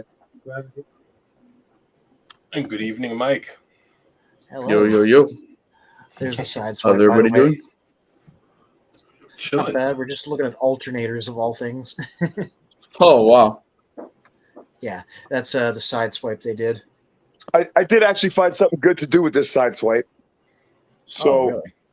Yeah, here, if I can get a full screen. I don't know. Looking at the image, Oh yeah, nice. nice. Can you see who's driving? Is that I can't? Somebody Hey, read. He-Man figure. Yeah, Beastmaster. Yep. Beastman. Wow. I call him the Beastmaster. And Spike is knocked out. Oh, he done drugged the man. Oh my God. So, If Spike he is touches drugged. the radio or changes the channel, make sure you kick him out. Yeah. See, now in the alternator mode of this, the vehicle looks nice, but the robot mode, I don't know. I'm just not feeling the robot mode. Like, Yeah, that's what I was complaining. That's what I was complaining about. Yeah, The vehicle is cool. You got good interior details. You got opening doors and stuff. That was true across the whole line. But it's just some of the robots were trash. It kind of gives that Ironhide vibe to it. Right. Yeah. Say Not it looks quite as bad. Not like quite the as bad. Omnibot. Like the early Omnibots. They did do a couple of those in the line because the character selection got deep. Here. Overdrive. Now, is that just a retool of tracks? I think. Let me have a quick look. Like, look at how that robot just looks like the exploded car. Like it's trash. Yeah, there he is. It's like you it's pick it up at the fucking- dollar store. Yeah. But actually, this one doesn't look too bad. This one looks okay. Oh yeah, this is better. Oh, this one looks like a little bit of an anime kind of vibe to I it. would buy that. Yeah, So this is supposed to be you see Overdrive. Yeah, the Omnibot. They did camshaft also. They didn't do. I don't think they did downshift though. Let me just have a quick look. We could have used Meister for the white one. Yeah. Well, they did do him. Okay, so they didn't do the gray one. That would be. They should have just redone the Grimlock. Yeah. Okay. Here. Hounds, Dead End. That's actually a nice S2000, man. I'll find him in a second. Battle Ravage, Shock What'd you say, Blast. Mike? No, I was gonna say the Wind Charger Overdrive. Like that's actually a nice Honda S2000 there. I didn't see it. That's the type of vehicle. This is a Honda S2000. Sideswipe was the Viper. All right, yeah. So the one that I showed is a Viper. I thought, yeah, Dodge Viper. Yeah, that's right. Says Toy Warp Vintage Reviews says Sideswipe was a Viper, which I'm confirming in my hand. And then the Honda S2000 was which character? That was Overdrive. Yeah, Overdrive Wind Charger. It was Flash. Right. Whatever. Yeah, and this Wait, guy right here. Charger? This is Camshaft, the Omnibot. So they only did 2 of them. And See, what this vehicle one I'm a is he? little confused. This looks like a Honda Civic or the Acura. What is he? Yeah, Acura RSX. Yeah. Okay. Okay. That's kind of cool. Yeah. And where's the Jazz? Here Look he at is. Honda, eh? Yeah. Jazz was a Mazda RX-8. So I have this solid one. white. I have this one as well. And this is one of the ones where the Japanese one was a lot nicer if you look at the deco, because there was more. I think the Japanese one actually had some of the G1 cartoon deco. There you go. Let me find it. Oh, my window's frozen. Yeah, my window froze. No. There we go. So Soundwave. Blame it on Soundwave. Yeah. Yeah. Oh yeah, right near the end. They did near the end of Vinyl Tech, they did a silver version of him. Ooh. Oh, that looks pretty cool. See, now that looks nice, doesn't it? Yeah. That's like, again, that's your example of that's a masterpiece before masterpiece existed. Yeah. And then with this, you could buy the Toy Hacks stickers, and then he could have his regular stripe with his number on it. Wow. Yeah, definitely. Yeah, like What is it? That's a Mazda R8, right? Yeah. They did a red one of him too, and wait, where is he? It reformats every time. There we go. And yeah. Just because these were car promos too, so they're do it in red. We got a red one on the market. It looks a lot worse in red. That somehow that looks to me like a Bayverse robot all of a sudden. Yeah. No, he look better than Bayverse. Mud flapper skids or something. Look better than Bayverse. Goddamn bug. Well, you know what it is? It's the doors in the background, right? Because every Bayverse vehicle had those doors hanging in the back. Mm-hmm. Yep. Dang. Well, I was going to say that's also Japanimation style of creating characters, where the doors were usually in the back. Yeah. It's true character design. Yeah, it's a very, very familiar look for this type of. Anthony, do you like this red one? I like the silver one better. Yeah, the silver one. The silver one definitely rocks. And it's funny because the silver one, they even specifically noted in the wiki article, this was a movie Jazz homage because he was silver in the Bay movies. I'm surprised they used that version. I would have probably gone with the S2000, the Honda S2000. That's like a really nice car, man. Yeah. Well, like the thing about alternators, because I've read up on their history, this was like the first major time they were trying to get licenses for vehicles. So there was this constant game of like they would make figures out of whatever cars they could get the license from. So like they couldn't get the Porsche license for Jazz because the Porsche didn't want to give them a license. But like the Mazda people were like, here, you can make one of our cars. So they're just like, I guess Jazz is a Mazda now. So you want Cheap to talk bastards. about like, so talk about licensing, right? So I have what's called the Hunt for the Decepticon Bumblebee version model here. Yeah. Right, and can you blow me up there? Blow him up. Oh, that guy. Blow I me used to up. have that one. Right. Boom. That was a But good it's funny Bumblebee in general. Yeah. But you want to know something funny? Here's the GM logo. Yeah. Yep. Talk about licensing, right? And then General Motors. Then here's the Hound one as well too, right? No, sorry, Ironhide. And again, General Motors. General Motors. Yeah. But here's the funny because part. But check this one out. So I have the Wheeljack one. Oh, Spin, you cut me off, man. Okay. Oh, you're big again. So here's stupid light, man. Here's the Wheeljack version, right? Which I actually really like this version, to be honest with you. And then look right behind here because he has no license. Look what it says. I can't really read it. Your screen's kind of pixely. You'll have to read it to us. No, I'm just saying it has the Hasbro logo instead. Yeah. Well, yeah. It's something I've researched in the past because I found it was interesting. That's because he doesn't change into any kind of an actual car. Like it's a made-up vehicle that just sort of looks like an Earth one. You know what? It's actually a really nice looking car if you really think about it. Oh yeah. Like It's a race car. Yeah. It's because the movie figures were allowed to do that because like they worked this out when they licensed the actual prop cars for the movies. They were like, all right, so we're going to change Bumblebee into a GM vehicle. You're going to give us the license for that, and we're going to put in merchandise rights with this too. Because, they had like movie Paramount money putting this together. So that's why the movie ones get to have the licenses. To the best Transformers. Yeah. I mean, they got it to work one time.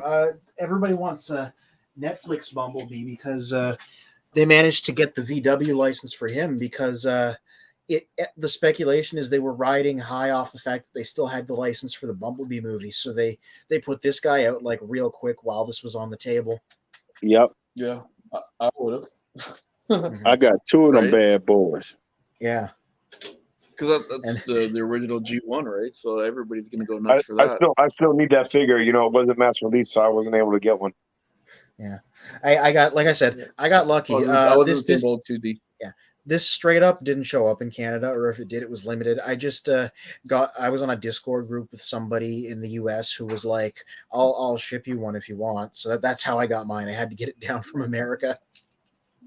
Okay, so are you trying to say of any of our American friends? Yeah. Now this was before we had extra ones that they want to send us to us Canadians. Yeah. No problem. I'll take one. I mean, Calvin, if you wanted to share the wealth, what you could do is you could give it to me because I'll be going up to Toronto for TFCon in July, and then I can pass it on to the guys, and therefore, everybody gets a chance. Everybody gets a turn, so to speak. Oh, shit. I go steal some shit. Well, look, we just got you on recorded stream saying that, so you might want to put an asterisk.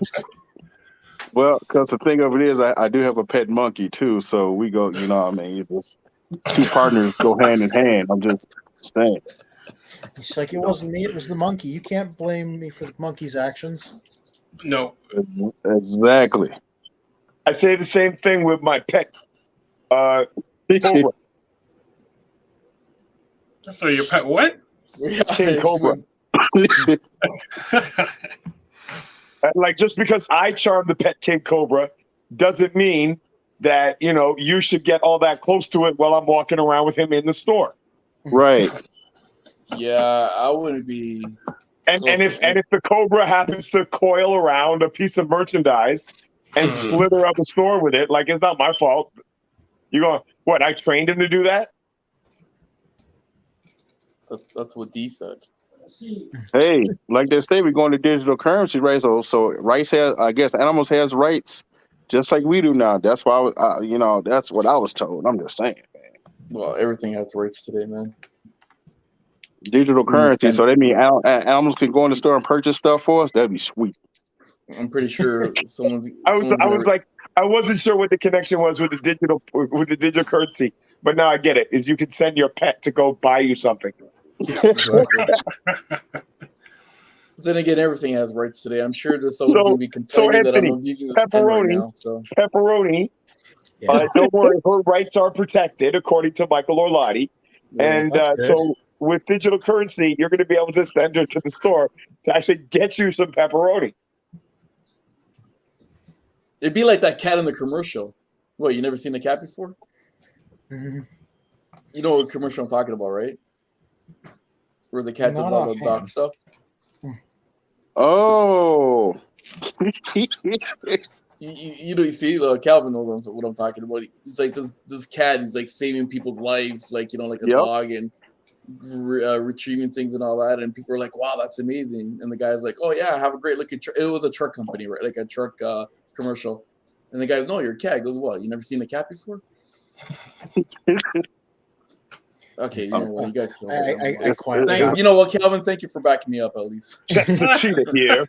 Hey, I'm just a cool dude in a loose mood until I see those Cheetos. Who's that, That Blast my Off? soul turns that's to nice. gold. Okay, hold on. I'll show you my Blast Off. Is it the G1 guy?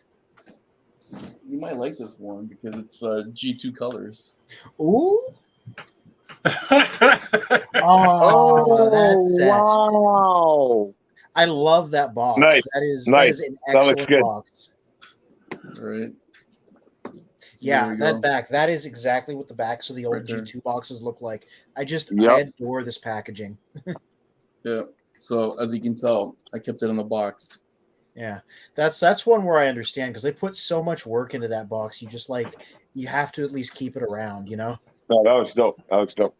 Anthony knows You where you gotta live. put that next to that Unicron when you finally get it. Yeah. That Energon Unicron. Oh, I'm definitely going to do that. See, I told you I have some kind of collection. Yeah, we believe you. Nobody here doubted you. What happens is right before you start a broadcast, every time you gotta painstakingly take the fragile things out of the cabinet behind you and put transformers into them, and then when you're done, take them out and painstakely put the fragile things back in. That's what I've always been waiting for him to do. Yeah. Hold on, wait. I'll show you. Look. I even brought look, and I have both of my buckets here. I cannot tell what that is from here. Oh, okay. No, I got all my containers up here. You know what I mean? Nice. I brought both of my containers up here. So nice. And I got another one too, right? So I'm not just a pretty face, Ready for show and tell. Oh, you have a stinker stack just like me. Yeah. What's that? All right. Tell me what you guys think of this guy. Let me get a full screen. I think at least 2 or 3 you guys got this figure. What do you think of him? Warpath. I think he looks good. Do I? I think I have the other version of that one. I don't know, somewhere. I think they could have gave us that in a bigger version. Yeah. Well, they were trying to make him scale accurate to Sunbow. Yeah, he's a mini bot, right? I don't know why they made him as a mini bot. He's a tank. You figure he should have been a deluxe figure. That's just my opinion. Okay, so I wanted to ask you guys this. Okay. So 1984 Transformers catalog. Who is your favorite mini bot? You can only pick one of the 6. Who do you pick? The original 84. 1984 catalog. There are 6 mini bots. If you could only have one in your collection, as a kid, let's say you're a kid, right? You only get one in your collection. Which one do you pick? Are you going Bumblebee, Yeah, like that's not even fair. That's the one I would go with because it's the one that I know, the most. Yeah. Not me. I Well- hate a Bumblebee. That would be the last one. I would trade that for any other one. Is, are you secretly a diehard Wind Charger fan? Is that going to come out of the woodwork? I love a Wind Charger. Wind Charger is a Trans Am. Yeah. Oh, okay, hold on. I'll be right back then. Hold on. I think I think Orlati is Cliff Jumper, right? Has he told us Cliff Jumper is like close to his heart? That'd be news to me. What about you guys? Spin and Calvin. Do you have a G1 mini bot that you like? For a minute, Warpath was okay with me. But we Cliff said Jumper. 1984. That's 85. To be honest, like Cliff Jumper was like the starter pack of jokes, man.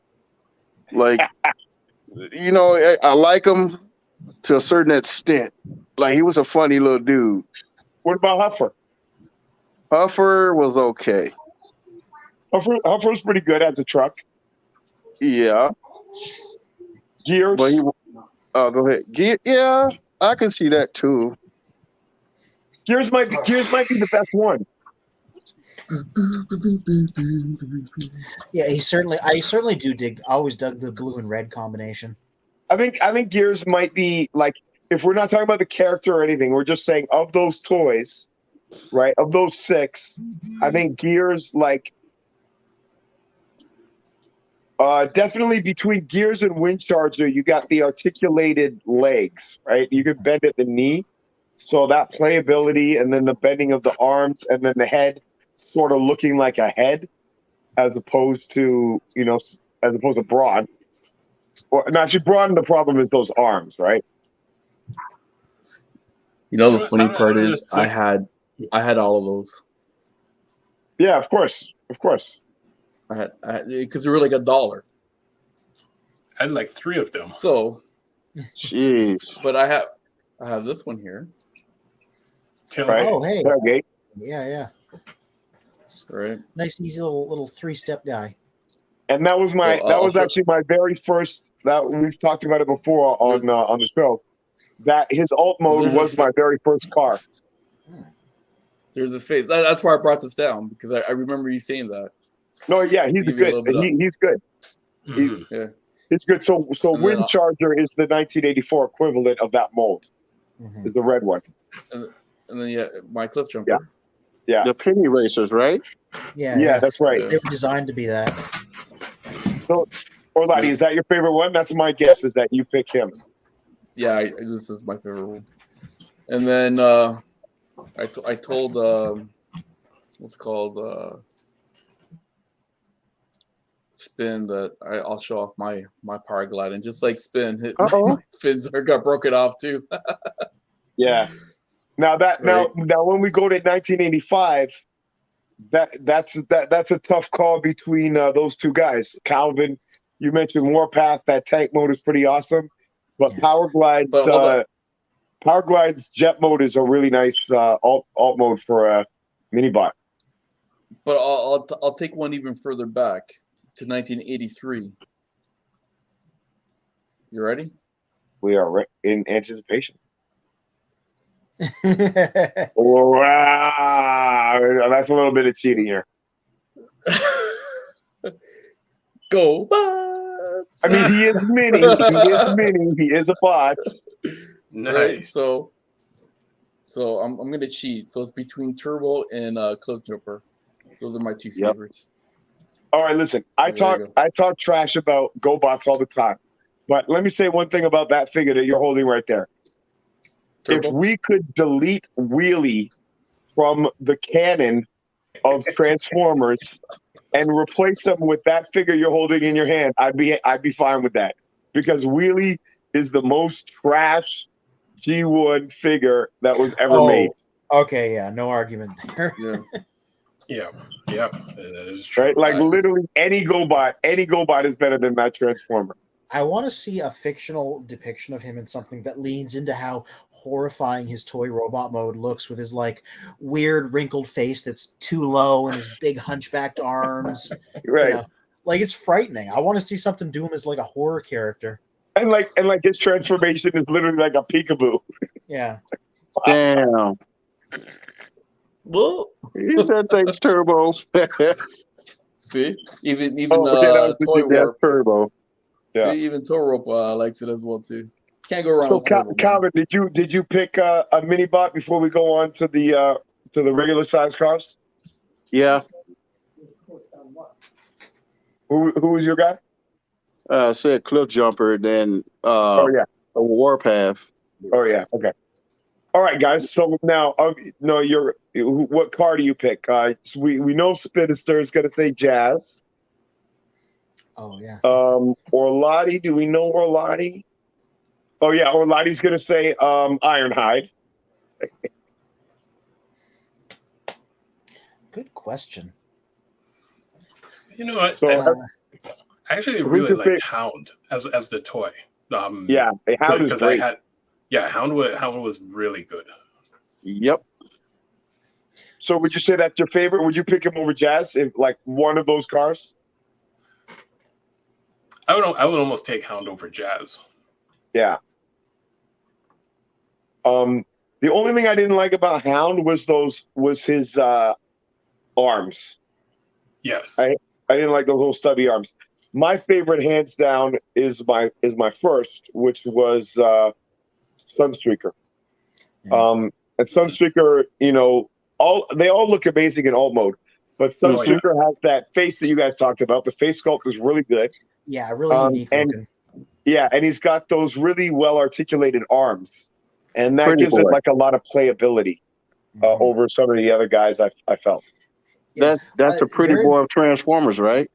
Yeah, that's right. So Vangelis recently also did kind of like me, very good looking. Vangelis recently did a review of the vintage G1 guy, just like a retro one. So it's interesting to look at if you're looking for a video of him. Cool. Yeah. If I was going to pick one, I'd probably just go with Sideswipe because, fancy red Lambo, quintessential 80s car. And, he's got the hood transformation. He is like the generic Autobot. The platonic ideal of an Autobot car. So if I was going to get one of these guys just on aesthetics, that's the one I'd go with. Which guy? Sideswipe. Okay, yeah. No, that makes sense. Now look at what Toy Warp Vintage Review says. What he says here, I have so wanted to do this. I have looked on cars.com and Let It Go, different apps before, trying to buy one of these Porsche 944s. So Toy Warp Vintage Review says, I got to go with Cliff Jumper. He's a Porsche 944, so I bought a real one and named it Cliff Jumper. Oof, nice. So Toy Warp, the question is it red? And if not, did you paint it red? Did you put an Autobot symbol on there? If not, you better do it and send us some pictures. Otherwise, we're coming to do it for you. Oh, no. He'll be fired by Wednesday.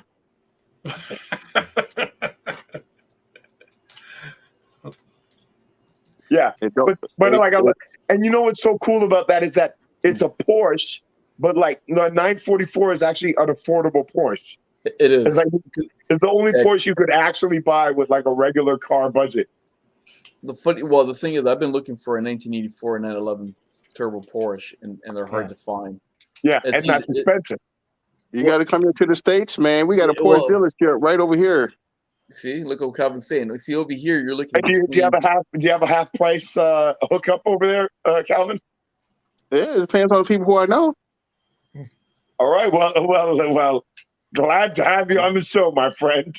I'm coming. I'm going to come see you because over here, I saw a couple of 911s around that area, around 86, 85, and you're looking at between 40 to 60,000 Canadian.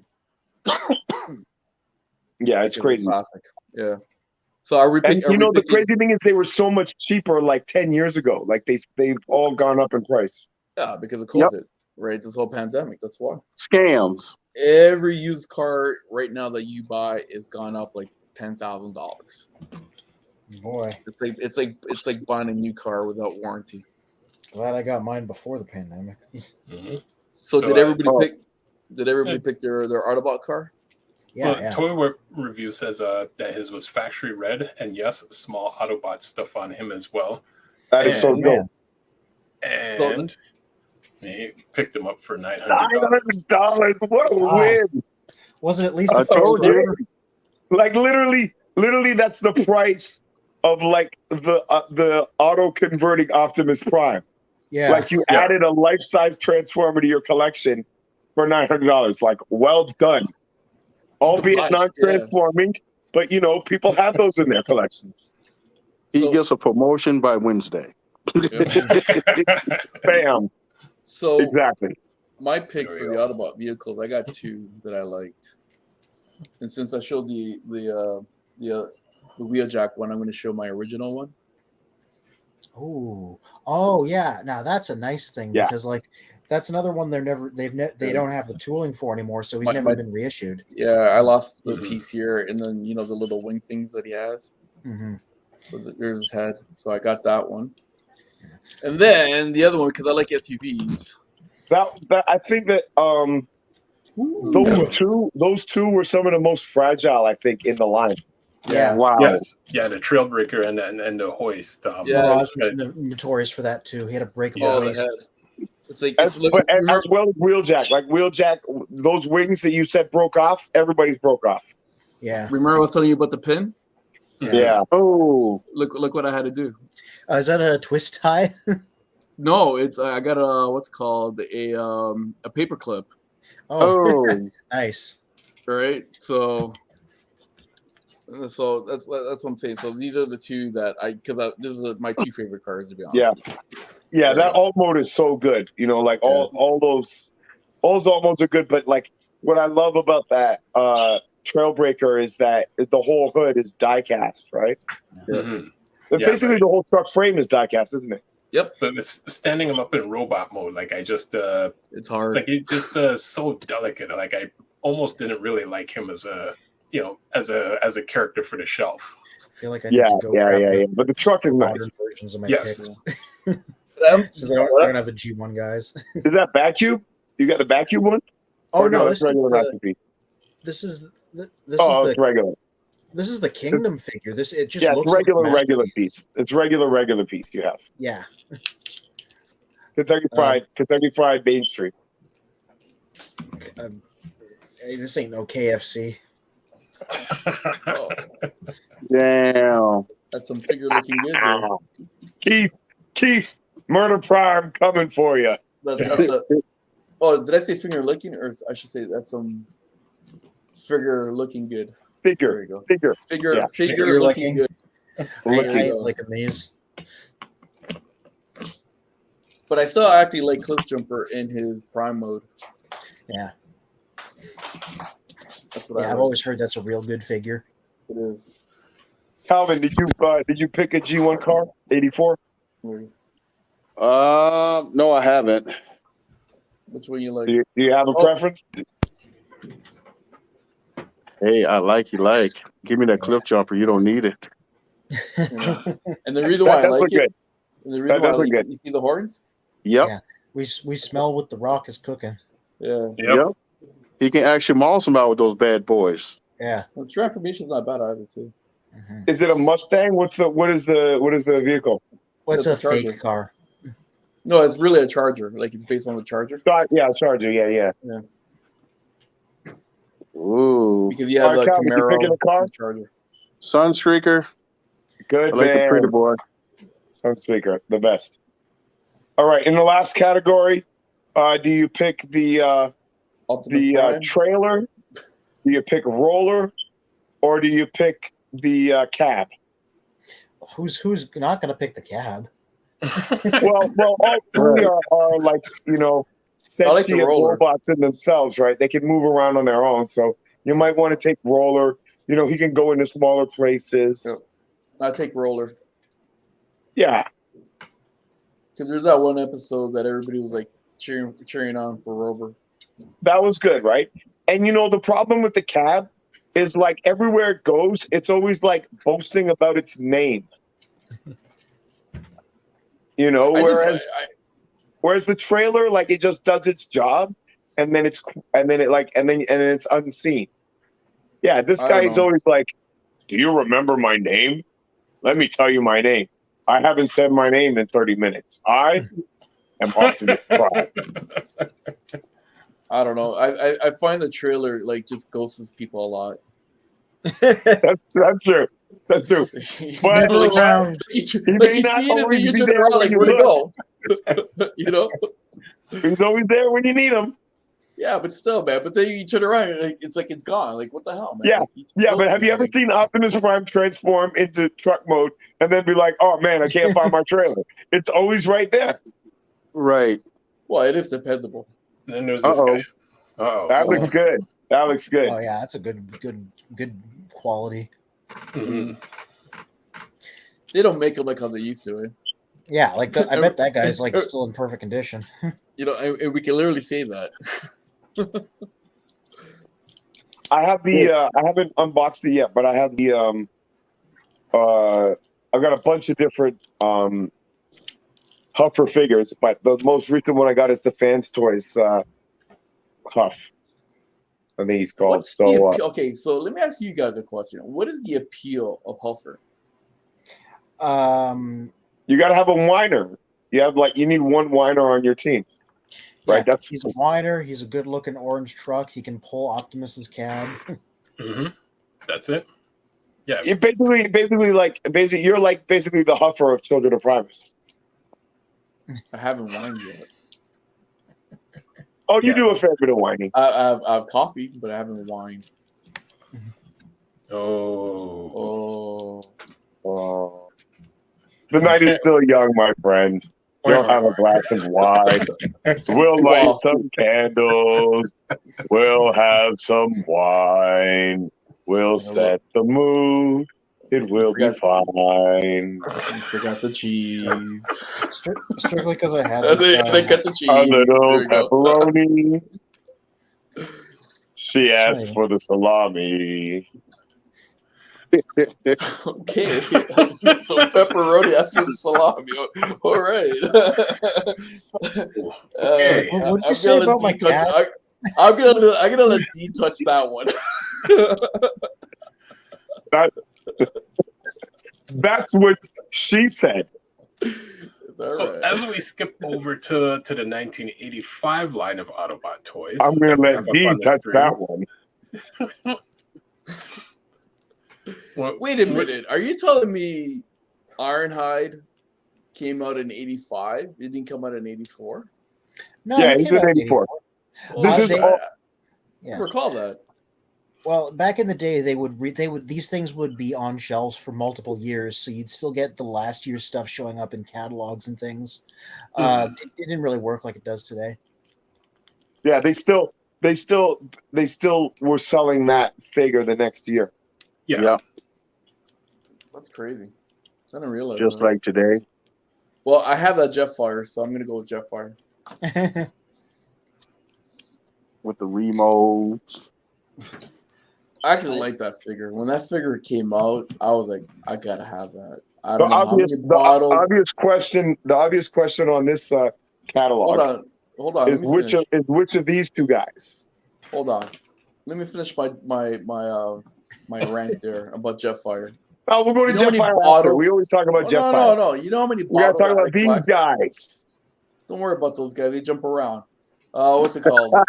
They jump up, You and know they get bottles. I'm kidding you. You know how many Get bottles? up, The House get of Pain. Let me The House begin. of Pain. I came to win, battle me, that's the thing. Oh my goodness, that Jetfire, man. I still have it. Eh? That's one of the best. That's one of the best transforming toys ever made. Period. Mhm. And they sold it from Robotech, so thank you. Wow. Did you hear that? What's that? The cat just jumped inside this cabinet that I opened to get these figures and knocked out everything onto the floor. Boy, Wow. She literally It's just went there and Godzilla. she just scooped everything out. Boom. What's I was the gonna next say, thing? Pepperoni never knocks over any of my figures. She's like really good at stepping around them if she wants to go up on a shelf or something. It's like She actually knows. kind of talented. Yeah. Why- Don't you know what? My disconnect cat me does like you none of that sometimes stuff. do. So jealous. My cat looks at me and it's like, feed me. Okay, here. She just wants to be the center of attention. That's how she operates. Well, I thought about getting one, and I said I don't know. There's too much responsibility. That's less work than a dog. Yeah, Nah, man. Dogs are more responsibility. But then again, you come home to unconditional love when it comes to a dog. yeah, but I'm talking about like a lynx, man. Okay. Yeah, a lynx. That's what I want. Yeah, but Not just any cat. you know what they say, Calvin? With great responsibility comes great power. That's right. Or is it the other way around? I'm the next He-Man. Sorry. You got to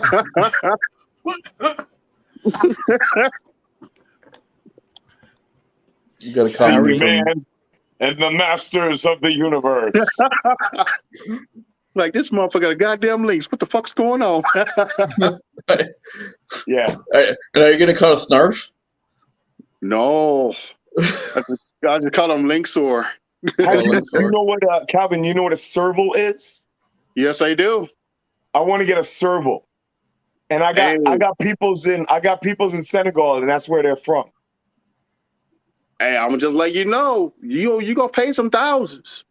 Oh, I know, it's mad money, but what I'm saying, I have links over there, so I might be able to get a discount as opposed to buying it here. You're gonna pay 20 G's. Well, this is what you do. Just pretend like you're Doctor Strange. You just come to bargain, and they'll work with you. That's my style. Master of the mystic arts. Yep, just say I just come to bargain, and they'll work deals out with you because them cats are expensive. Holy crap! Yeah, I was gonna say something, but I don't know if I should say. It's okay. Feel free to say. Feel free. What pussycat ain't expensive? Hey, I don't know what the hell that was, but that sounds kind of weird. Just think about it. I think D froze. I was trying to read Toy Warp. Toy Warp is trying to share his Toy Warp on YouTube. Try to share a link to Pink of his Cliff Jumper. Don't think you're allowed to go through. I don't know how else to send that link. My phone's on 4%, guys. I'm gonna have to log off. I'll log back on in a few minutes when I got some charge. Okay. Peace. Peace. Torb, I think if you probably send a message to Spin through Facebook, maybe we can get that link up there. Well, we can show off your car. Yeah. Okay. I already got my 85 picks figured out for those same categories. Dang. It's Beachcomber is my favorite 85 mini bot. And Hoist is my favorite 85 car. So I already got this. Why I got the Gens versions kicking around. Yeah, but although it does have more to do with the characters than the designs, even though I do like the designs, I like Beachcomber because he's this like chilled out hippie, and I like Hoist because he's like the normal guy. Yep. For me, I'm gonna have to go with Hound. I always liked him. I always liked him as a character, and I actually liked the Jeep too. Right, that was actually really, a beautiful vehicle. And then I gotta go with Mirage. Because I like the race, and then I also like the fact that he was able to, make himself invisible. So you got some guy that can do the holocron, and then you got the guy that that can go invisible, right? So yeah, that's the only version I got is the invisible one. Oh yeah, yeah. I have the Combiner War Mirage. I think that's the best. Well, okay, besides that one, right? But the other mold that I like is the Combiner one, Combiner War Mirage. That was a nice one. Mm-hmm. Yeah, I had the original, but I lost that box. Man. Like I was telling you guys before, I lost like a box that had a whole bunch of nice collections in it. Pissed me off, man. Ugh. Everything's falling. Oh, he's telling me I need to pick 185 car, not 284 cars. Well, Mirage and Hound were in that picture, not in the first picture. Professor D. Oh no, I like Mirage. Sorry, he's like the spy dude. He can turn invisible and stuff, make holograms. I got the cool little Robot Masters one too. Where is that? Here we go. Yeah, mine's upstairs. I'm not running back upstairs again, guys. Yeah. Sorry. Here we go.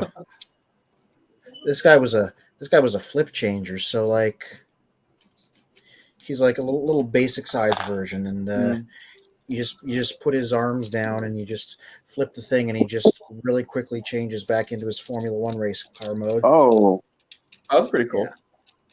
Yeah, it works better the other way around because it's like a spring-loaded thing. But yeah, there you go.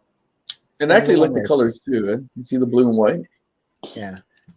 Yeah, this was a Takara only thing. This was from like the early 2000s. This is the Machine Wars one, but then they painted him up to actually look like his G1 colors. Yeah, no, I really like that one. That's nice. Yeah, small little guy, and you just. And the cool thing about it too, like if you have any of those Diaclone little guys, you can actually put them in his cockpit. Yeah. Well, not this guy, but like probably. Well, no, but the original one. Right. Yeah, the original. Yeah, well, you can also do the Combiner Wars too. Effing Dinobots.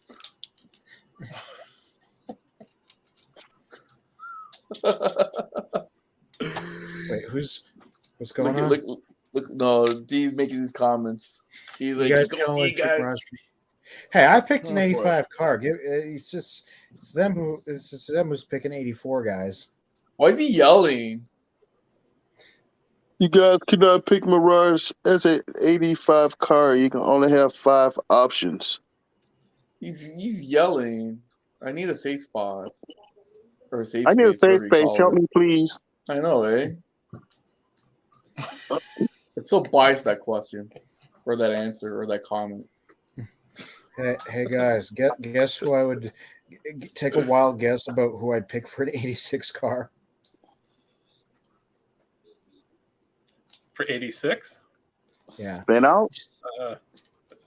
Not Blur. Wow. Yes, you're correct. Not Blur. Not Cup. I don't know. Some Rod. Yeah. I don't know. It's the the cool one. It's kind of a hot character. Yeah. He's too hot to touch because of his rod. I don't know. Yeah, I got no idea who. Kel was just sitting there like, that's not even a real car.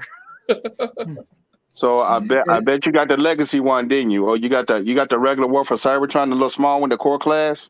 It hasn't reached Canada yet, but I'm gonna get it as soon as it does. So it is so hard to get those here. Yeah.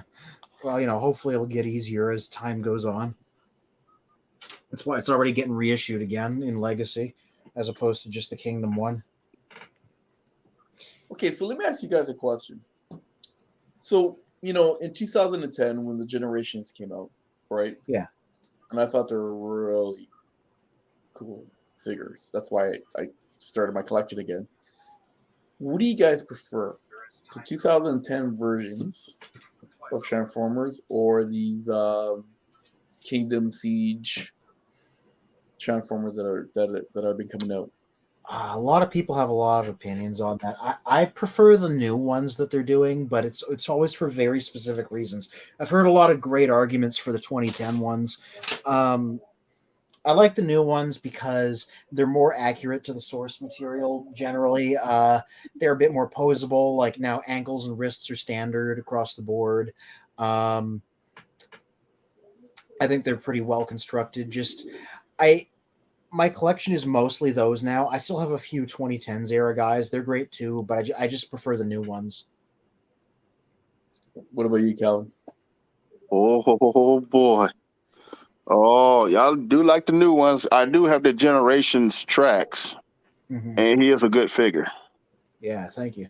I got that too.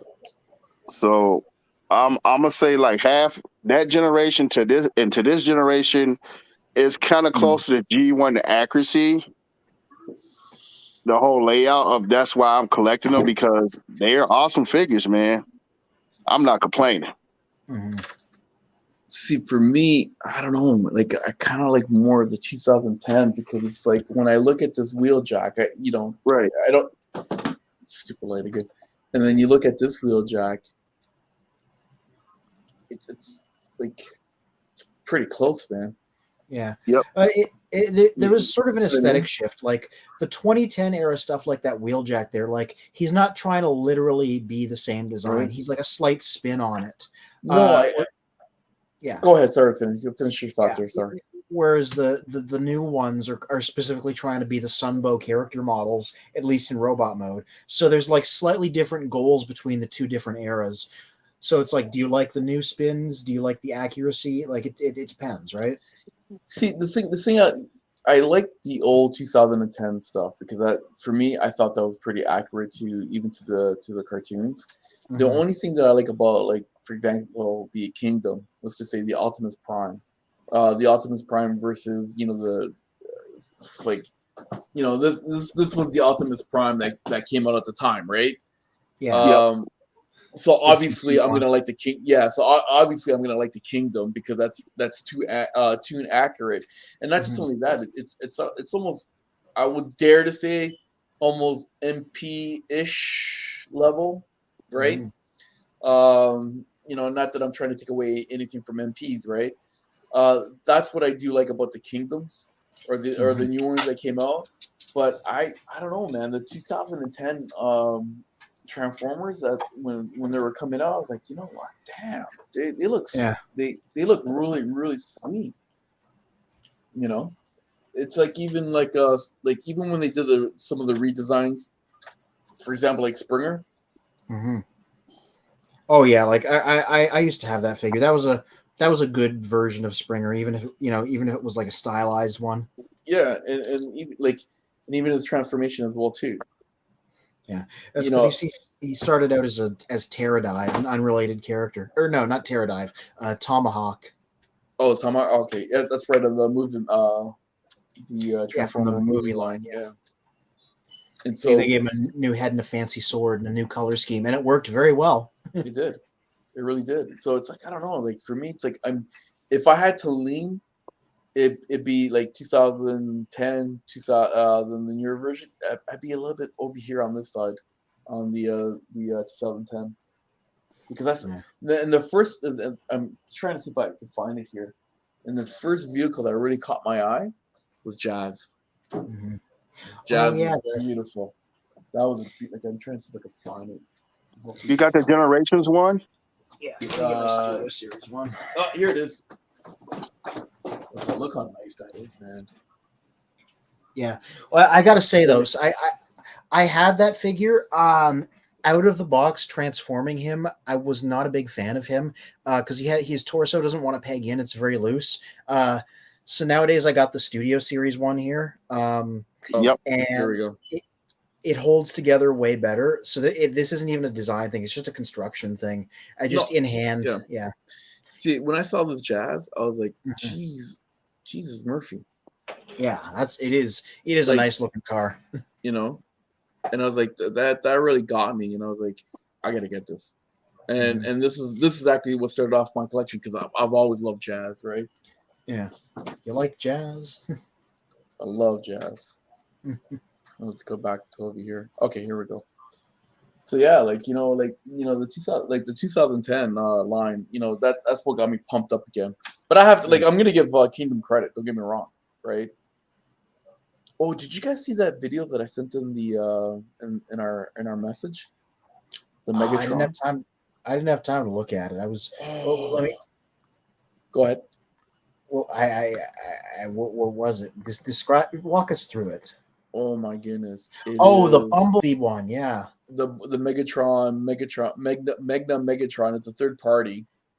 Yeah. And what they tried to do, they tried to, in their own perception, how Megatron would have looked in the movie, like in the first part of the movie of Bumblebee. Oh yeah. We know that design exists. We might have seen it because they did a tiny turbo changer, but it's never been properly unveiled. Because originally, the Bumblebee movie, the final scene was supposed to show the frozen Megatron in the Hoover Dam, but it wasn't the Michael Bay Megatron. It was a G1 design with a bucket head, right? Yep.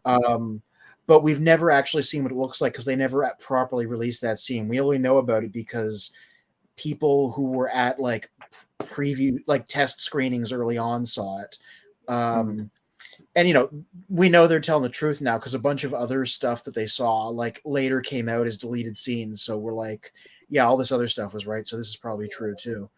So we've never actually seen what it looks like. So they're speculating, but we know they did design a Megatron like that, right? So they're just sort of guessing at this thing that we know exists. Oh man, I wish I could pull up the screen on it, but it's like it's a Megatron and it's a tank. His tank mode, almost similar to the fall of Cybertron ish, right? And it's die cast, like this beautiful metal die cast, and it has the bucket head, like how you mentioned, and everything. And I was like, oh my goodness. If that particular Megatron came out for the Bumblebee line, I am all over it. If you go to our what's called if you go to the link in our message board there, you'll definitely see it. You'll see the video of it, but you see a screenshot of it. Yeah, And I it's did. I didn't see huge. I didn't see the video, but I did watch it. I mean, I didn't see the video, but I did see the screenshot, so I know what you're talking about. Yeah, and it's huge. It is huge. So that guy right there, that's the turbo changer I was talking about, next to Bumblebee Movie Optimus. So that's the people think that's the design because that merchandise like made it out, right? We're not so for sure, but nobody knows what else this design is. So people think because it was released in that wave, that's the Megatron that we've never gotten to see. But squashed and chibified the same way the Optimus to the left of him is, right? Mm-hmm. And there's his tank mode right there. Like they have Bumblebee Movie Optimus right there as a reference. So it's like try and imagine what that Megatron looks like properly sized, the same way we know what that Optimus looks like properly sized because that's Bumblebee Optimus next to him. Well, if you really think about it, in the Bay Universe movie line, Megatron has been always slightly bigger than Optimus Prime, and even in Prime as well too, right? Yeah. I want to see if I can. What was the name of the figure? I'll just look an image up right now. Oh man, it's like the mega. Like if you go back to our chat, you will definitely find it in there. Yeah, give me a second. No, I want to flip the figure, man. Let me. I'll give me 1 second. I'm just gonna look through our chat, see if I can find it. I'm just gonna use my phone. There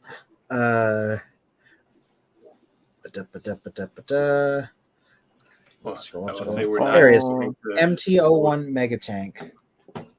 Oh, that's a Mega Tank. Too late this evening. The link that Jason had sent, I tried pulling it up, but it shows as unavailable at the moment. Oh, darn! Watch, Calvin. You're gonna like this, man. You're gonna be like, damn.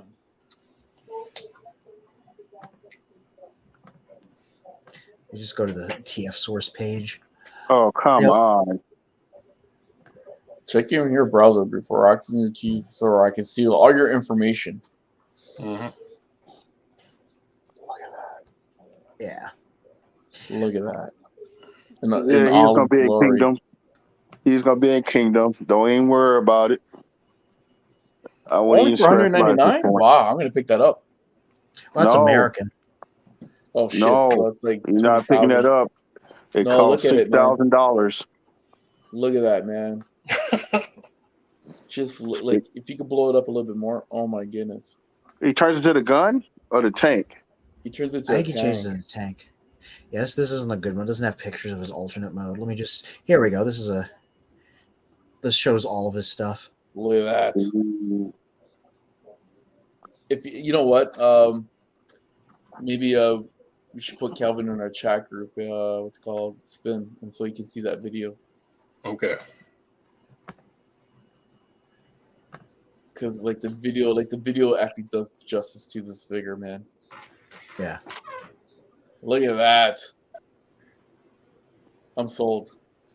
Mm-hmm. Here, take my kids. Damn. Did I say that too loud? Shit. Damn. I got children A coming to my house now. Look at that, man. That thing's so nice. Okay, there we go. We're getting an in-hand image, which is what I was. There we go. Next to next to an Optimus. Ooh, Look at that, eh? I don't know which Optimus that is though. That's the movie. That's the Bumblebee movie. that's the MP Oh, yeah, one. Yeah. Yeah, Look at It's that, eh? crazy go. that he has to look up to him. yeah, that's a good. I have point of that figure visuals. actually. Yeah, Look how Damn. and it's all die cast too, eh? yeah. That's a heavy figure. D, Dude, like if D was on right now, I will bet money that he'd be like, I'm all over it. Yeah. And he comes with two heads too, like Does two he? different kind of head. Yeah, one comes like his famous little smirk, right, Mhm. from the cartoon, Mhm. and then his his medicine one, right, like he's like, I'm gonna kill you. Oh wait, that's Optimus Prime. Size-wise, it's just crazy between the two. Yeah. Scroll down a little. Yeah. Look at that, eh? Even Optimus is like, really? I Yeah. gotta fight this guy. Yeah, so this is a speculative design, but it's a good speculative design because it looks like Yeah. it fits in with the rest of the Bumblebee movie, guys. And look what D just said. Look what Professor D just said. What do you say? Yo, Mr. O, Yo, you're Mr. right. O, I you're do right. random things. See? Called it. Do I Yeah. win a prize? That's a dangerous-looking Megatron. Yeah, man. Yeah. Like that's menacing. If that's the Megatron that's gonna be shown in the movies in Bumblebee, Yeah. I'd be like, finally. they got it right. Exactly. Let me just zoom out slightly. There we go. I'm trying to get the whole thing in frame. There we go. You know what? You know what would be awesome Look at that Right. cannon. if they can both transform into a bigger person. Both of them just combine to a bigger person. That'd be dope. Oh, that would be nuts. Oh, like when Jetfire and Prime merged together, whatever. Yep. Oh yeah, it's like he is larger than him, so he could break apart into armor like God Jinrai style. Mm-hmm. See, that's a Megatron that could break Jazz in half. Yeah, that Megatron looks like he could break Prime in half. Hell Yeah. yeah. Just off a pissed off day, you never know what may happen. Yep. Yep. No, but it actually lives up to his name too, Mega, Mm-hmm. right? Like Omega Supreme. Yeah. Damn. What was that other one though? Because it looked like there's just two versions of them. No, that's the version. Yeah, it's Yeah. all the same one. It's just an enhanced picture, I guess. Yeah, Okay. And look at that tank. And they want $199 for it. Yep. $199 American. Yeah, just I can. Look at Yeah, that I can tank. snag that. Yeah, so $8,000 Canadian. Yeah. Jeez. Oops. People in the States are saying, I was thinking to move to Canada. Now I'm not. Shit. But look at that tank, man. That's an amazing Cybertronian tank. Like, that's something futuristic. That doesn't look earthly, right? And that fits Megatron theme of, like, the movie in Prime, where he's like, this earth stuff, yucky pooey, I'm going to stick to my original transformation. Or just give us the gun. Yes, or just give us the gun. That too, but still, like obviously they're not going to give us the gun. Let's be honest, right? And so that's a good Third party that do make the guns. You do know that, right? Yeah, no, I get that, but I'm talking about like movie wise, right? And I'm just Yeah. saying, like, that's a good alternative right there, man. That thing looks so like imagine that rolls up on you. Like imagine you're driving, you look in your rear view mirror and you see this thing coming right behind you. It's like 6:30 in the morning, and I'm driving to work. I look in my rearview mirror, and I'm just like, I think I better move out of its way. Yeah. Instantly look for the off ramp. But let's think of the mental logistics, but between Megatron being a tank and Megatron being a gun, where in a sense both of them are just different variations of a gun. You've got one that can shoot like a few targets close range. You've got another one that could take out multiple targets at any range. So it's funny to say, well, we can't allow a gun to be manufactured or shown in the movie, but within the movie we'll have like thousands of guns and bullets and like just mayhem and chaos flying all over the place, but we won't allow the character to transform into a gun, but we'll have thousands of guns in the production. But that's American for you. That's American for you. The supposed reason that he's not allowed to is because they don't want a situation where a kid or somebody has what looks like a realistic firearm on them when it's not real. That's why they're not allowed to. Yeah, and it's more of a so it's not like they can't depict him as changing into a gun in stories. They just cannot make figures of it. And because Transformers is a merchandise-based franchise, if they can't make figures of it, they're gonna show him changing into the things the figures can change into. So that's the real reasoning behind it, right? For anyone who's unaware of this, like they need to recoup their finances back into creating these characters. Yeah. Well, I'll tell you right now, if Hasbro came up with this, they'd definitely be making their money back. Well, I mean, they did do the Transformers Classics one there that changed into like a stylized blaster because that was like what they were legally allowed to do, and it got a really nice Platinum Edition repaint later on that made it a bit less green and a bit more red, and that's probably the best modern take on that. Let's see if I can find it here. No, I understand what you're saying, Anthony, right? But it's just looking at I get what you're saying. I'm just gonna bring it back to this topic, back to the figure again, right? Not that I'm trying to dismiss it, but I'll tell you right now, if that's like I have that one, but I have the G1 colors. Ooh. Yeah. I don't think I've even seen this one before. Yeah, I have it. Hold on, I'll be right back, man. Like you guys, you're making me right. Just go to the dang TF wiki. Hang on. I don't know why. It looks like a Nerf gun.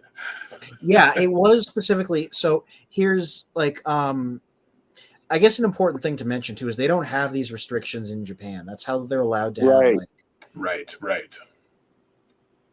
Platinum editions over there. Toys. Okay, so this came out in Classics initially. Where is it here? Yeah. So this is his original release. This came out in 2006, right?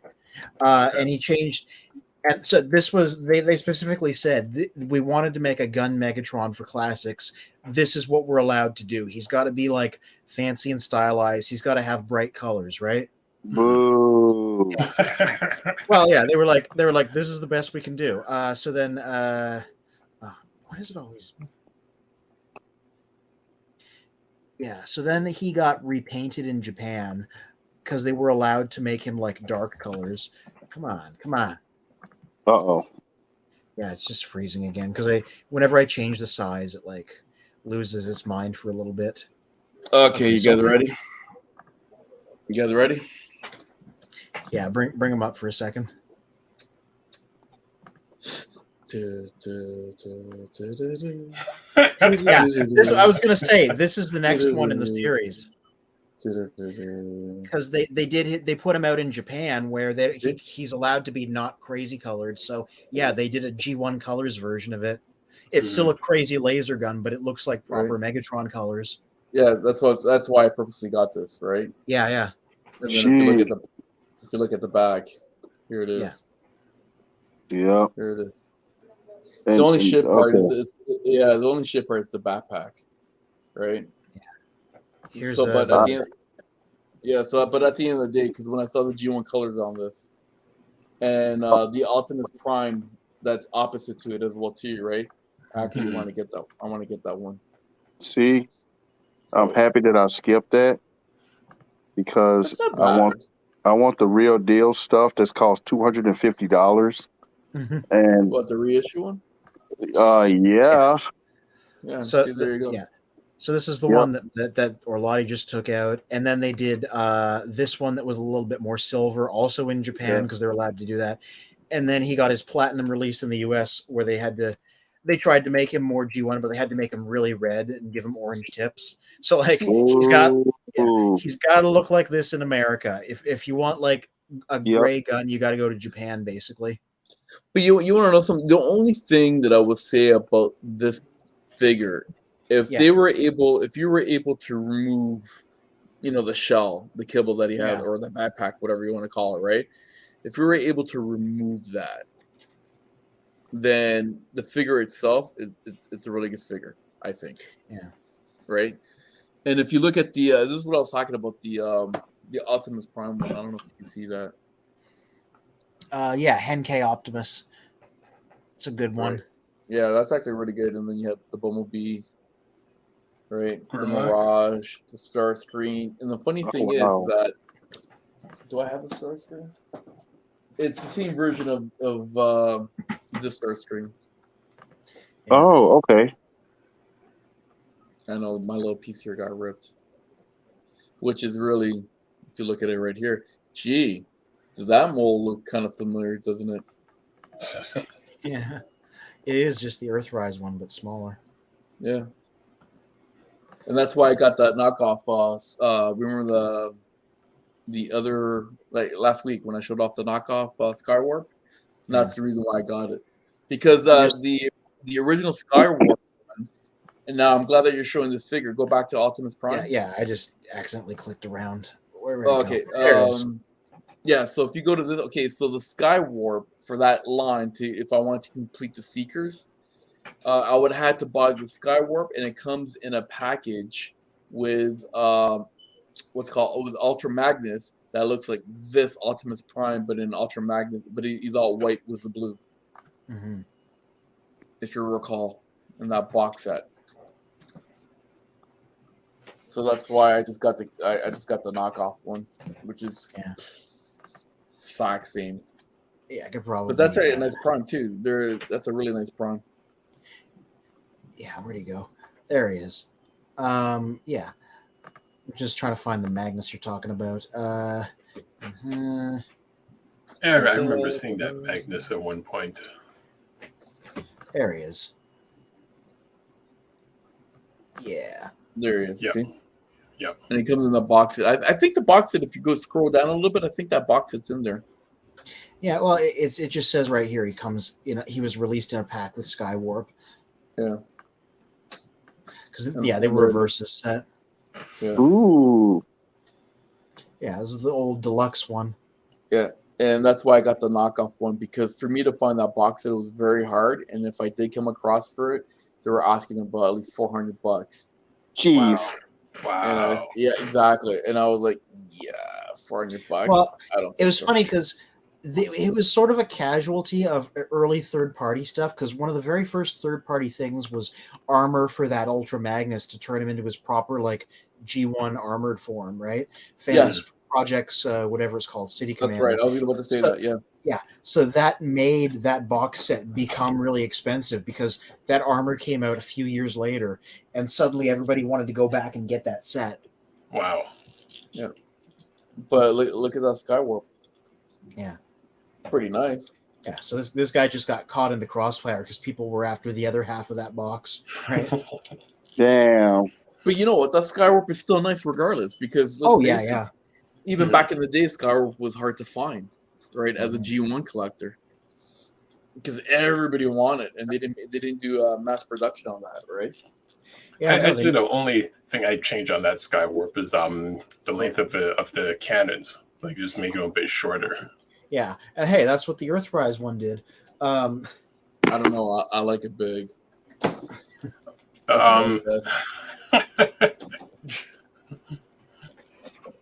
Where is he? Yeah, here he is, right here. I'm trying to see if I have. This is the Earthrise one.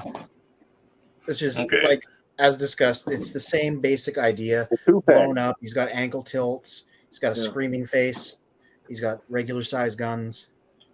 Yeah, the He's proportion nice. is better on his. Yeah. And like he literally transforms the same as that little guy. They just took the tooling and like blew it up and articulated it more and gave him more joints and fixed a few little things. Cool. Oh, that was hard to find. Oh yeah, Oh, yeah. tell me about it. I did see them at retail. I got lucky. That's how I got them. They were just at a Toys R Us. Him and Thundercrack were over there. They were in a 2-pack, and yeah. I got real lucky. I went out to Target. They had like the lady was like, yeah, they got one out in another Target, and they put it on hold for me. Mm-hmm. And I got Yeah, there. The thing was like I only paid $25 when it was like $49.99. Mm-hmm. Jesus Christ. Man. Sorry, Lord, for taking your name in vain, but come on, man. You're killing us here in Canada. Hey, $25, man. I come I'd be to on bargain. that. That's what I do. I always go to bargain, man. It works every time. I go to Bargain and they tell me, yeah, okay, here it is. Take it or leave it. Like I don't know. You know that comedian Russell Peter, Calvin? You said what now? You know that comedian called Russell Peter? You never heard of him? It might be familiar. Okay, well, he's all Canadians, like all great comedians are basically majority of them are Canadians. So this guy's a Canadian as well too, right? And he has this little skit, and he's talking about like different cultures, right? He was saying about, he went to this like one market and it was a Chinese person selling there, and they're like, take it and go. That's the kind of bargain that I get. I show up, I talk to the person, and they say, be a man, take it and go. But speaking of another seeker, Dirge. Everybody always asks, "Where's Dirge?" Nobody ever asks, "How's Dirge?" I have that figure. How is Dirge? I like it. Yeah. How much did you pay for that? Don't ask. I don't know. I got it in 2010, man. So it's about like 12 years ago. I probably, 12 years ago, actually, these things were starting at least around 1999 to 25, give or take. I think I got that figure like last year. I went to one of those. It was Hot Comics that we have up here. Yeah. I don't know who it is, but it's a certain guy. He draws out all his Transformers collector stuff, and I walked in. I came in on good timing, and So literally, and so I damn near bought everything that dude had. Yeah, you got a guy. Okay. Yep. And that figure was $14. The Jazz was $14. Like everything was still pristine in the box. Wow. Yeah, here's my Warpath. Because who was showing it? D? Yeah. The old Gens Deluxe. Yeah, so this is like my Warpath. That's a good figure. Yeah. That's I'm trying to find my other seeker. Speaking of Jazzes, I converted the Studio Series one while we were talking. I just like this one. I like this one a little better. His torso doesn't flop when you put him upside down. That's a problem the previous Jazz had. He's a lot more solid. That's the movie one or the Generations one? That's the Studio Series 86 one. Good figure. Talk about the Armada one, eh? Yeah. Oh yeah. They're gonna make a new one of that in Legacy. Probably it's gonna be a Voyager, so it's gonna be a bit bigger. Right. So you got the Starscream one. Yeah, and that was already kind of an improvement on the old Armada one because he could have swords in his hands and still have his wings on his shoulders. And then you had Then you have this one here too. Like so this was my version. Oh yeah, the Fall of Cybertron guy, yeah. Yeah. So I really like these ones here. Yeah, it was a good set of figures. Yeah. So I'm trying to find where the hell is it, man? The Bumblecat. You gotta let us know what you're trying to find. Oh, trust me. As soon as I find it, you guys already know. Believe me. Okay, you know what, man? Tucker, we're supposed to be all relaxed here, and I'm getting like stressed out. Well, I would say we should, about another 10 minutes. Until I find this thing, we're not going nowhere. And then we will call it an evening. Well, I got some great news. Oh, what's up? What's up? Let us know. I will be purchasing a quick strike from a fellow person off of eBay for $53. Oh, the Nice. Beast Wars one. Brand new in the box.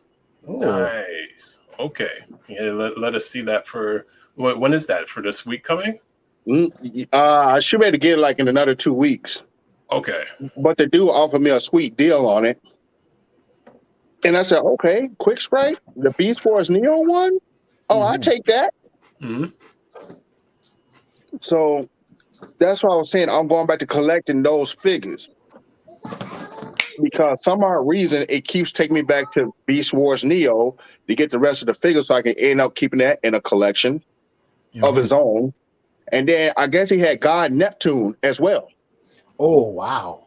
That's God Neptune, for those that don't know, is the Seacons in like fancy new colors. Let me pop that up. That's worth looking at.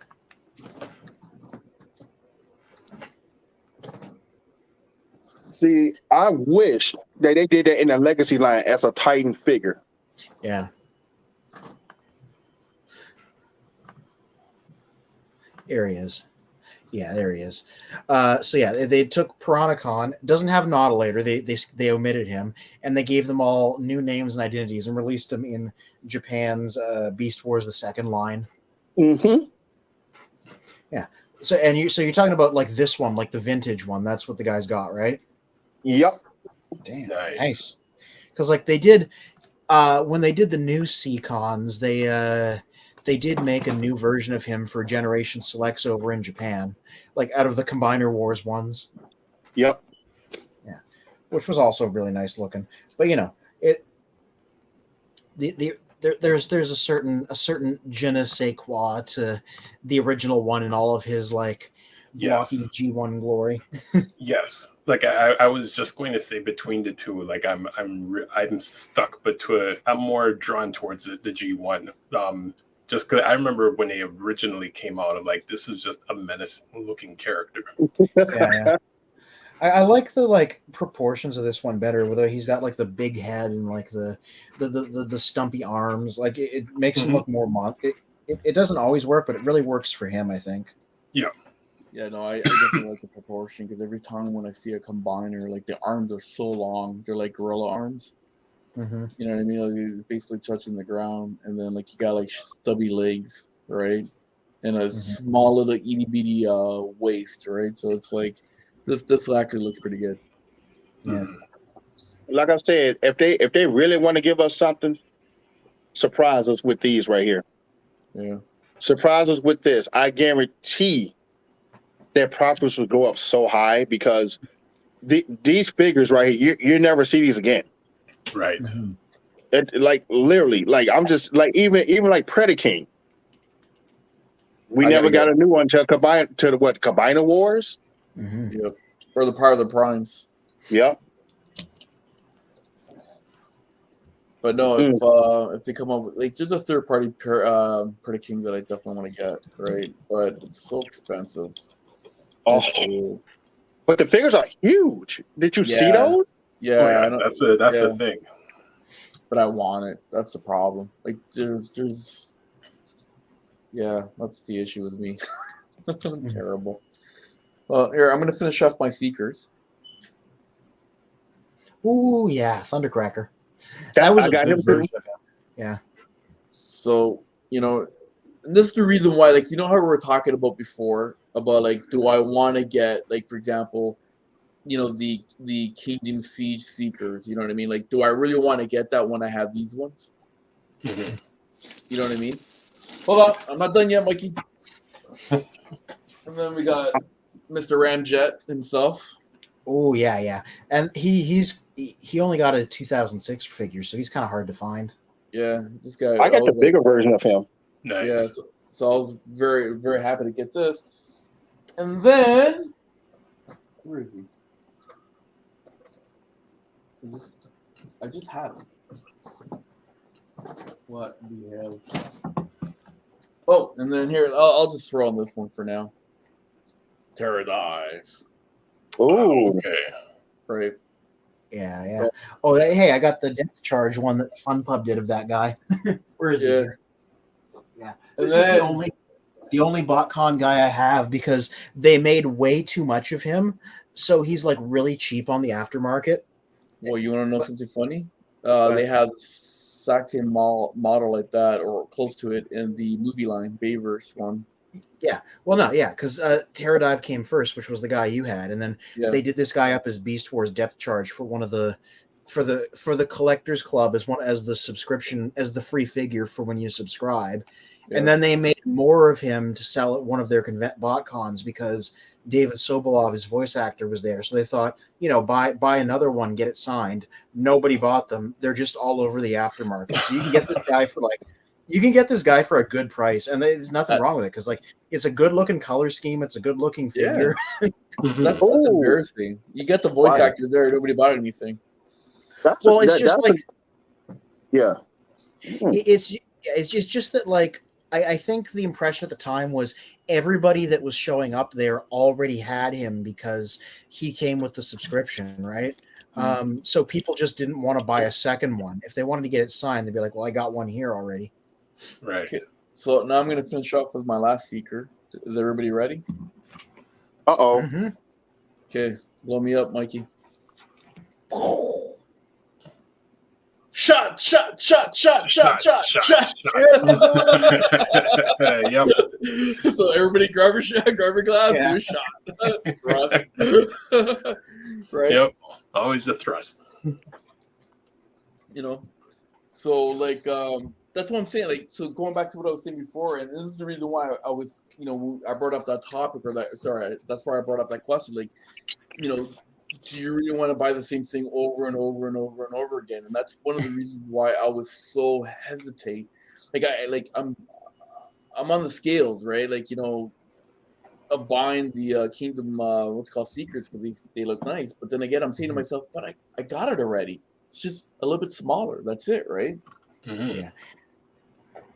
Yeah, with me, it was definitely a case of some of these were just guys I didn't have the 2010 versions of, and others were ones where I did think that the improvements were worth it. I don't always think that. Like I've said before, there's a few modern guys I'm definitely not bothering getting because I think the ones I have are good enough. Perceptor and Blur come to mind here. I'm not going to be getting the Studio Series versions of those because I have the Titan's Return ones, which I'm just gonna pull out here, and I'm I think these are already really good. This is my Perceptor and this is my Blur. But also, they came out in 2016. I don't know why his head's sideways. So I'm if you don't have these, go ahead, get the new ones. These guys are a little expensive on the aftermarket, right? But I already got these ones. These are good enough. Pop his fin up. I don't feel a need to upgrade to the new ones, No, I agree. And see, the only thing right now that I'm probably going to push myself to get it are the Siege ones, like the Seeker, the Cybertronian Seekers. Mm-hmm. Yeah. The 3-pack. Yeah. So I'm going to say to myself, you know what? I'm just going to get those, and that probably finish my collection of Seekers in a sense. Are you looking for those right now? Yes and no. And when I say yes and no, it's not like I'm online going, oh my god, I gotta grab this stuff right now, right? Well, it's gonna get to the point where I'm gonna say, you know what, I'm gonna pick them up. Well, because Dork Side, okay, they have the 3-pack for $89.99. So $899. So it might drop down in price because they're constantly having sales all the time. Okay. Let me know, and then what I'll do, I'll transfer you some funds. So yeah, like I said, man, the stuff that I'm seeing, I come across it. I check these websites. I help everybody out, man. Literally, I help everybody. They're looking for something, I'll find it. Well, there is another website, A-Spin, Anthony. Yeah, called Children of childrenofprimus.com, I believe, which has a classify section where you can post any Transformers that you want to sell, and it can help us poor Canadians to find a match or a home, right? For Transformers. I'll give you a perfect example. You see, I also have an American Transformer that I decided to take in, and to give it a home because they weren't selling here in Canada, and I said to myself, I'm gonna have this guy here live with us in Canada. Scourge. You know what I mean? Mhm. So he's one of my American, foster child that I adopted. Right? It's like one of Gary's kids, right? Exactly. And we have a site that's called, again, Children of Primus, where you can buy and sell Transformers, and it doesn't have to be figures. It could be video games, it could be comic books, it could be DVDs, it could be statues and busts, whatever you want. Even GoBots. So if you have anything that you want to sell or buy, please go to childrenofprimus.com and look at our classify section. Yeah, that's the thing with me though. I don't sell anything, so I'm just a fellow collector, just collecting everything. But if you guys need something, I'm happy to find it for you. Cool. So now we got a guy. So that's all I'm just saying. That I'm coming across all these figures. Like I tell my other guys, so you looking for something, let me know. And at the same time, like I'm out here wandering around at Target and Walmart, I'm coming across stuff that I already got. So I ain't no seriously buying any more Transformers at this point. Mm-hmm. You're the guy. He's the guy, Mr. X-Men, 1979 Zazad. That should be a car. Yeah. The ZZ Top. 1970s. Yeah, so I think next week I'm gonna pull out all my Beast Wars Neo figures and show you guys. Ooh, that'd be nice. I would like to see that. So only got a couple, so that's gonna get bigger. Yeah, I got exactly 3, which I showed before. But I guess that's gonna be for next week then. Mr. Beast War. Do a vintage Beast Wars episode. I got a few things. So you know what? Instead of coming up with Fear or Courage, Anthony, you're gonna come up with Mr. Beast War as a handle. You know what I mean? Oh, this has been my online handle for like decades now. So I have a rich history. No, I get that, but this is like the special for next week. Yeah. Mr. Beast Wars. Yeah. Mr. Beast Wars. That sounds like a Saturday Night Live skit. Yeah, so it's crazy, man, what you find on eBay. And like you get these sellers, they have nowhere to go. Like you send them for a higher price and I go put a bid on it or just click the like. And I'm like, dude, you're selling this stuff for way too much. You're not going to get rid of it. Yeah, you know what? I've gambled with eBay and I got burnt every time that I've gone on there, and I said to myself, that's it, I'm done. I'm not using eBay anymore. eBay's is no, I don't deal with eBay anymore either. Yeah. I don't think I ever dealt with eBay. I'd rather. It's not that I'm trying to give any free advertisement here, brother. I'd rather just deal with another company online, knowing that I'm gonna get like what I paid for, right? So and again, like I personally like Big Bad Toy Store. They never done. They haven't done anything wrong. Everything that I bought from them, and they delivered everything as promised. And not just only that, they actually put in a nice wrapper, like a nice bag, protective bag kind of thing, and they send everything to you. And the cool thing they have is called the loot bag.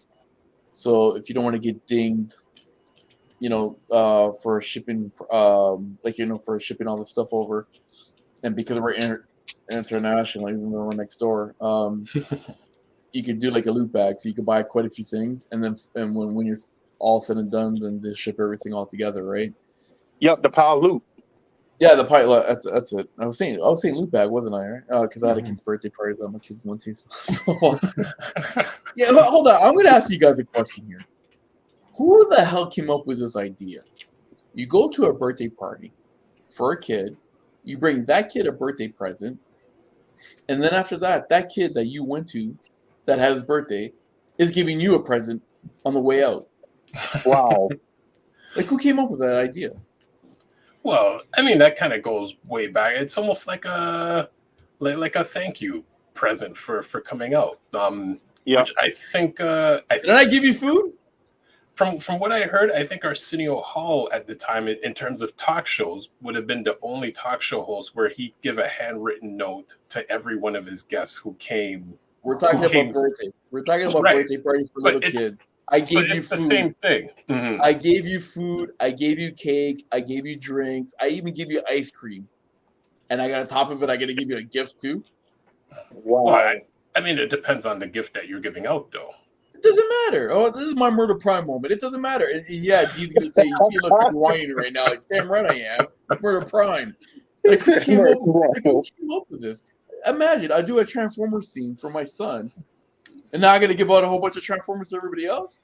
Well, no. Yo, what party is this? Fuck that, man. That's I'm keeping that. And you know what good trick to that? What's that? Put a quarter, glue it to the stairs, and watch somebody come forward and just kick them down the stairs. To work. What? I do not endorse this. Tell me. I don't feel like paying more in insurance fees, man. Insurance premiums. Yeah, think about it. we should have ended 10 minutes ago. Where did we just go? No, we got to do a Murder Prime moment because we didn't do like a just moment there. So screw that. Who's that? Yeah, no, we're gonna wreck guard all this stuff here, okay?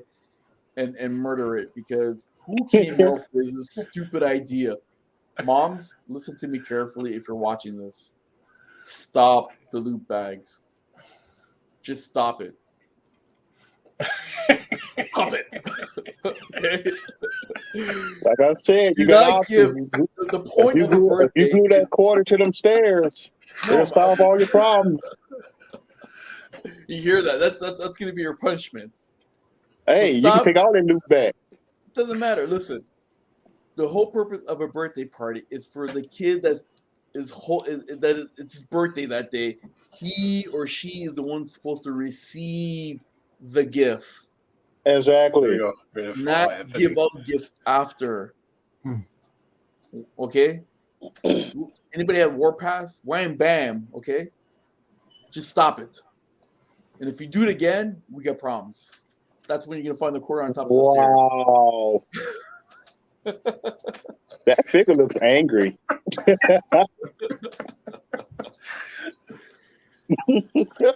That was a Murder Prime moment brought to you by Godiva Coffee Cup here, whatever. So, Anthony, what do you have on deck for tomorrow? This guy who I grabbed Studio Series 86 Rekgar. I got a little lost in the sauce towards the end, trying to just see what figures could ride him in motorcycle mode. So there's going to be a ton of pictures of random Transformers and non-Transformers just on his bike. Nice. But yeah, this guy surprised me. I'm not a big Rekgar guy, but I picked him up because everybody said he was really good, and wouldn't you know it, he's really good. I like his Very cool. Okay. his bandana bra. Oh yeah, he's got the fucking he has ball jointed nipples, like straight up. Damn. They move. Little guns. Hey, self-defense, dog. Get too ugly. Self-defense. This like Nice. You would have been nice if what's it called, Bubbles. No.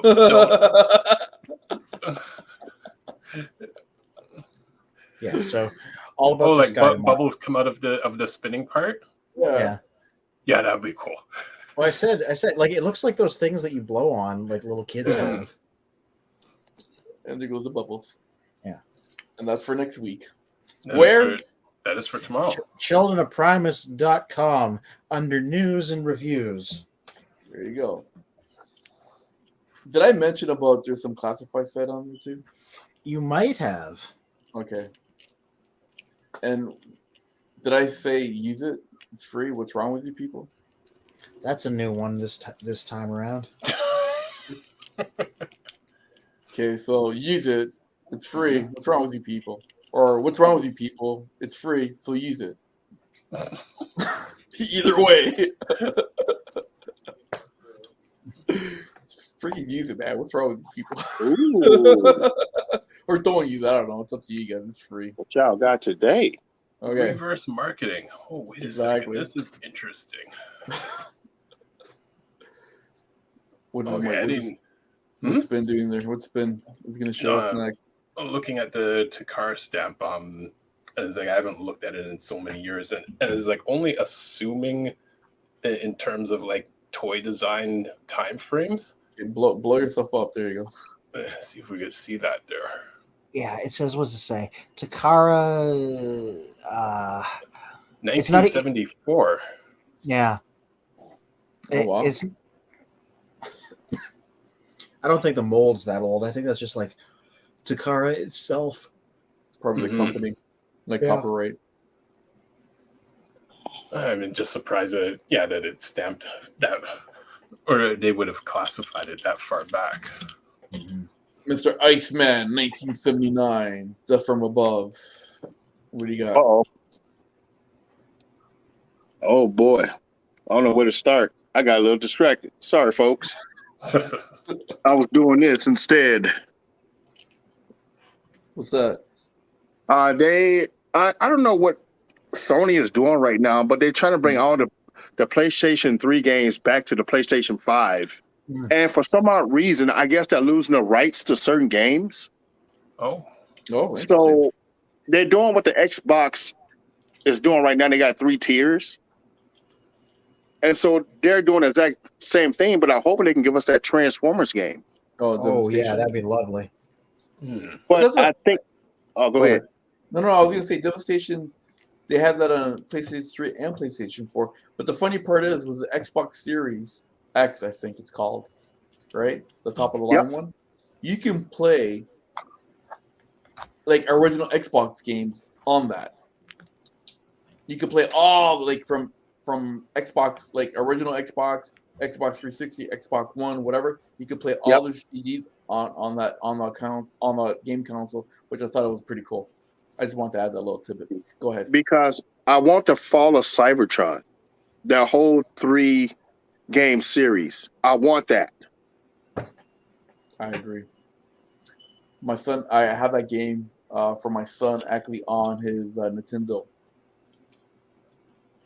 Switch, or sorry, not Nintendo Wii, right? Well, it came on Nintendo Wii, and then after that, you could play the Nintendo Wii on Wii U, and I got him the Wii U, and I got that game, and it's such a cool game, man. So that's what I was looking forward to getting, because GameStar has the games for PlayStation 3. So if I can buy those 3 games, because I never played them. Do it. I heard they're great. They're good. Sorry to interrupt, man. It's just you got me hyped up when you said that. It's the graphics are actually pretty good, and the storyline, like the cinema in between. Yeah, you're like, wow, this is like I'm watching like a movie here.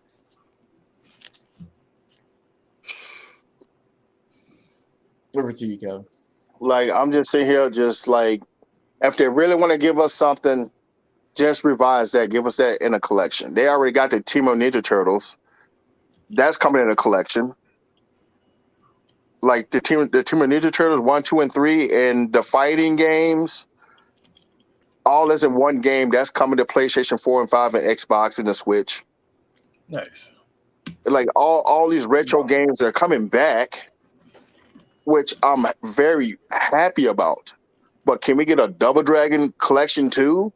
Ooh, Double Dragon. That's hours and hours and hours of playtime right there. You know how much quarters friggin' that arcade took from me when it came to Double Dragon and Street Fighter. Oh, we gotta save this for another show I between know.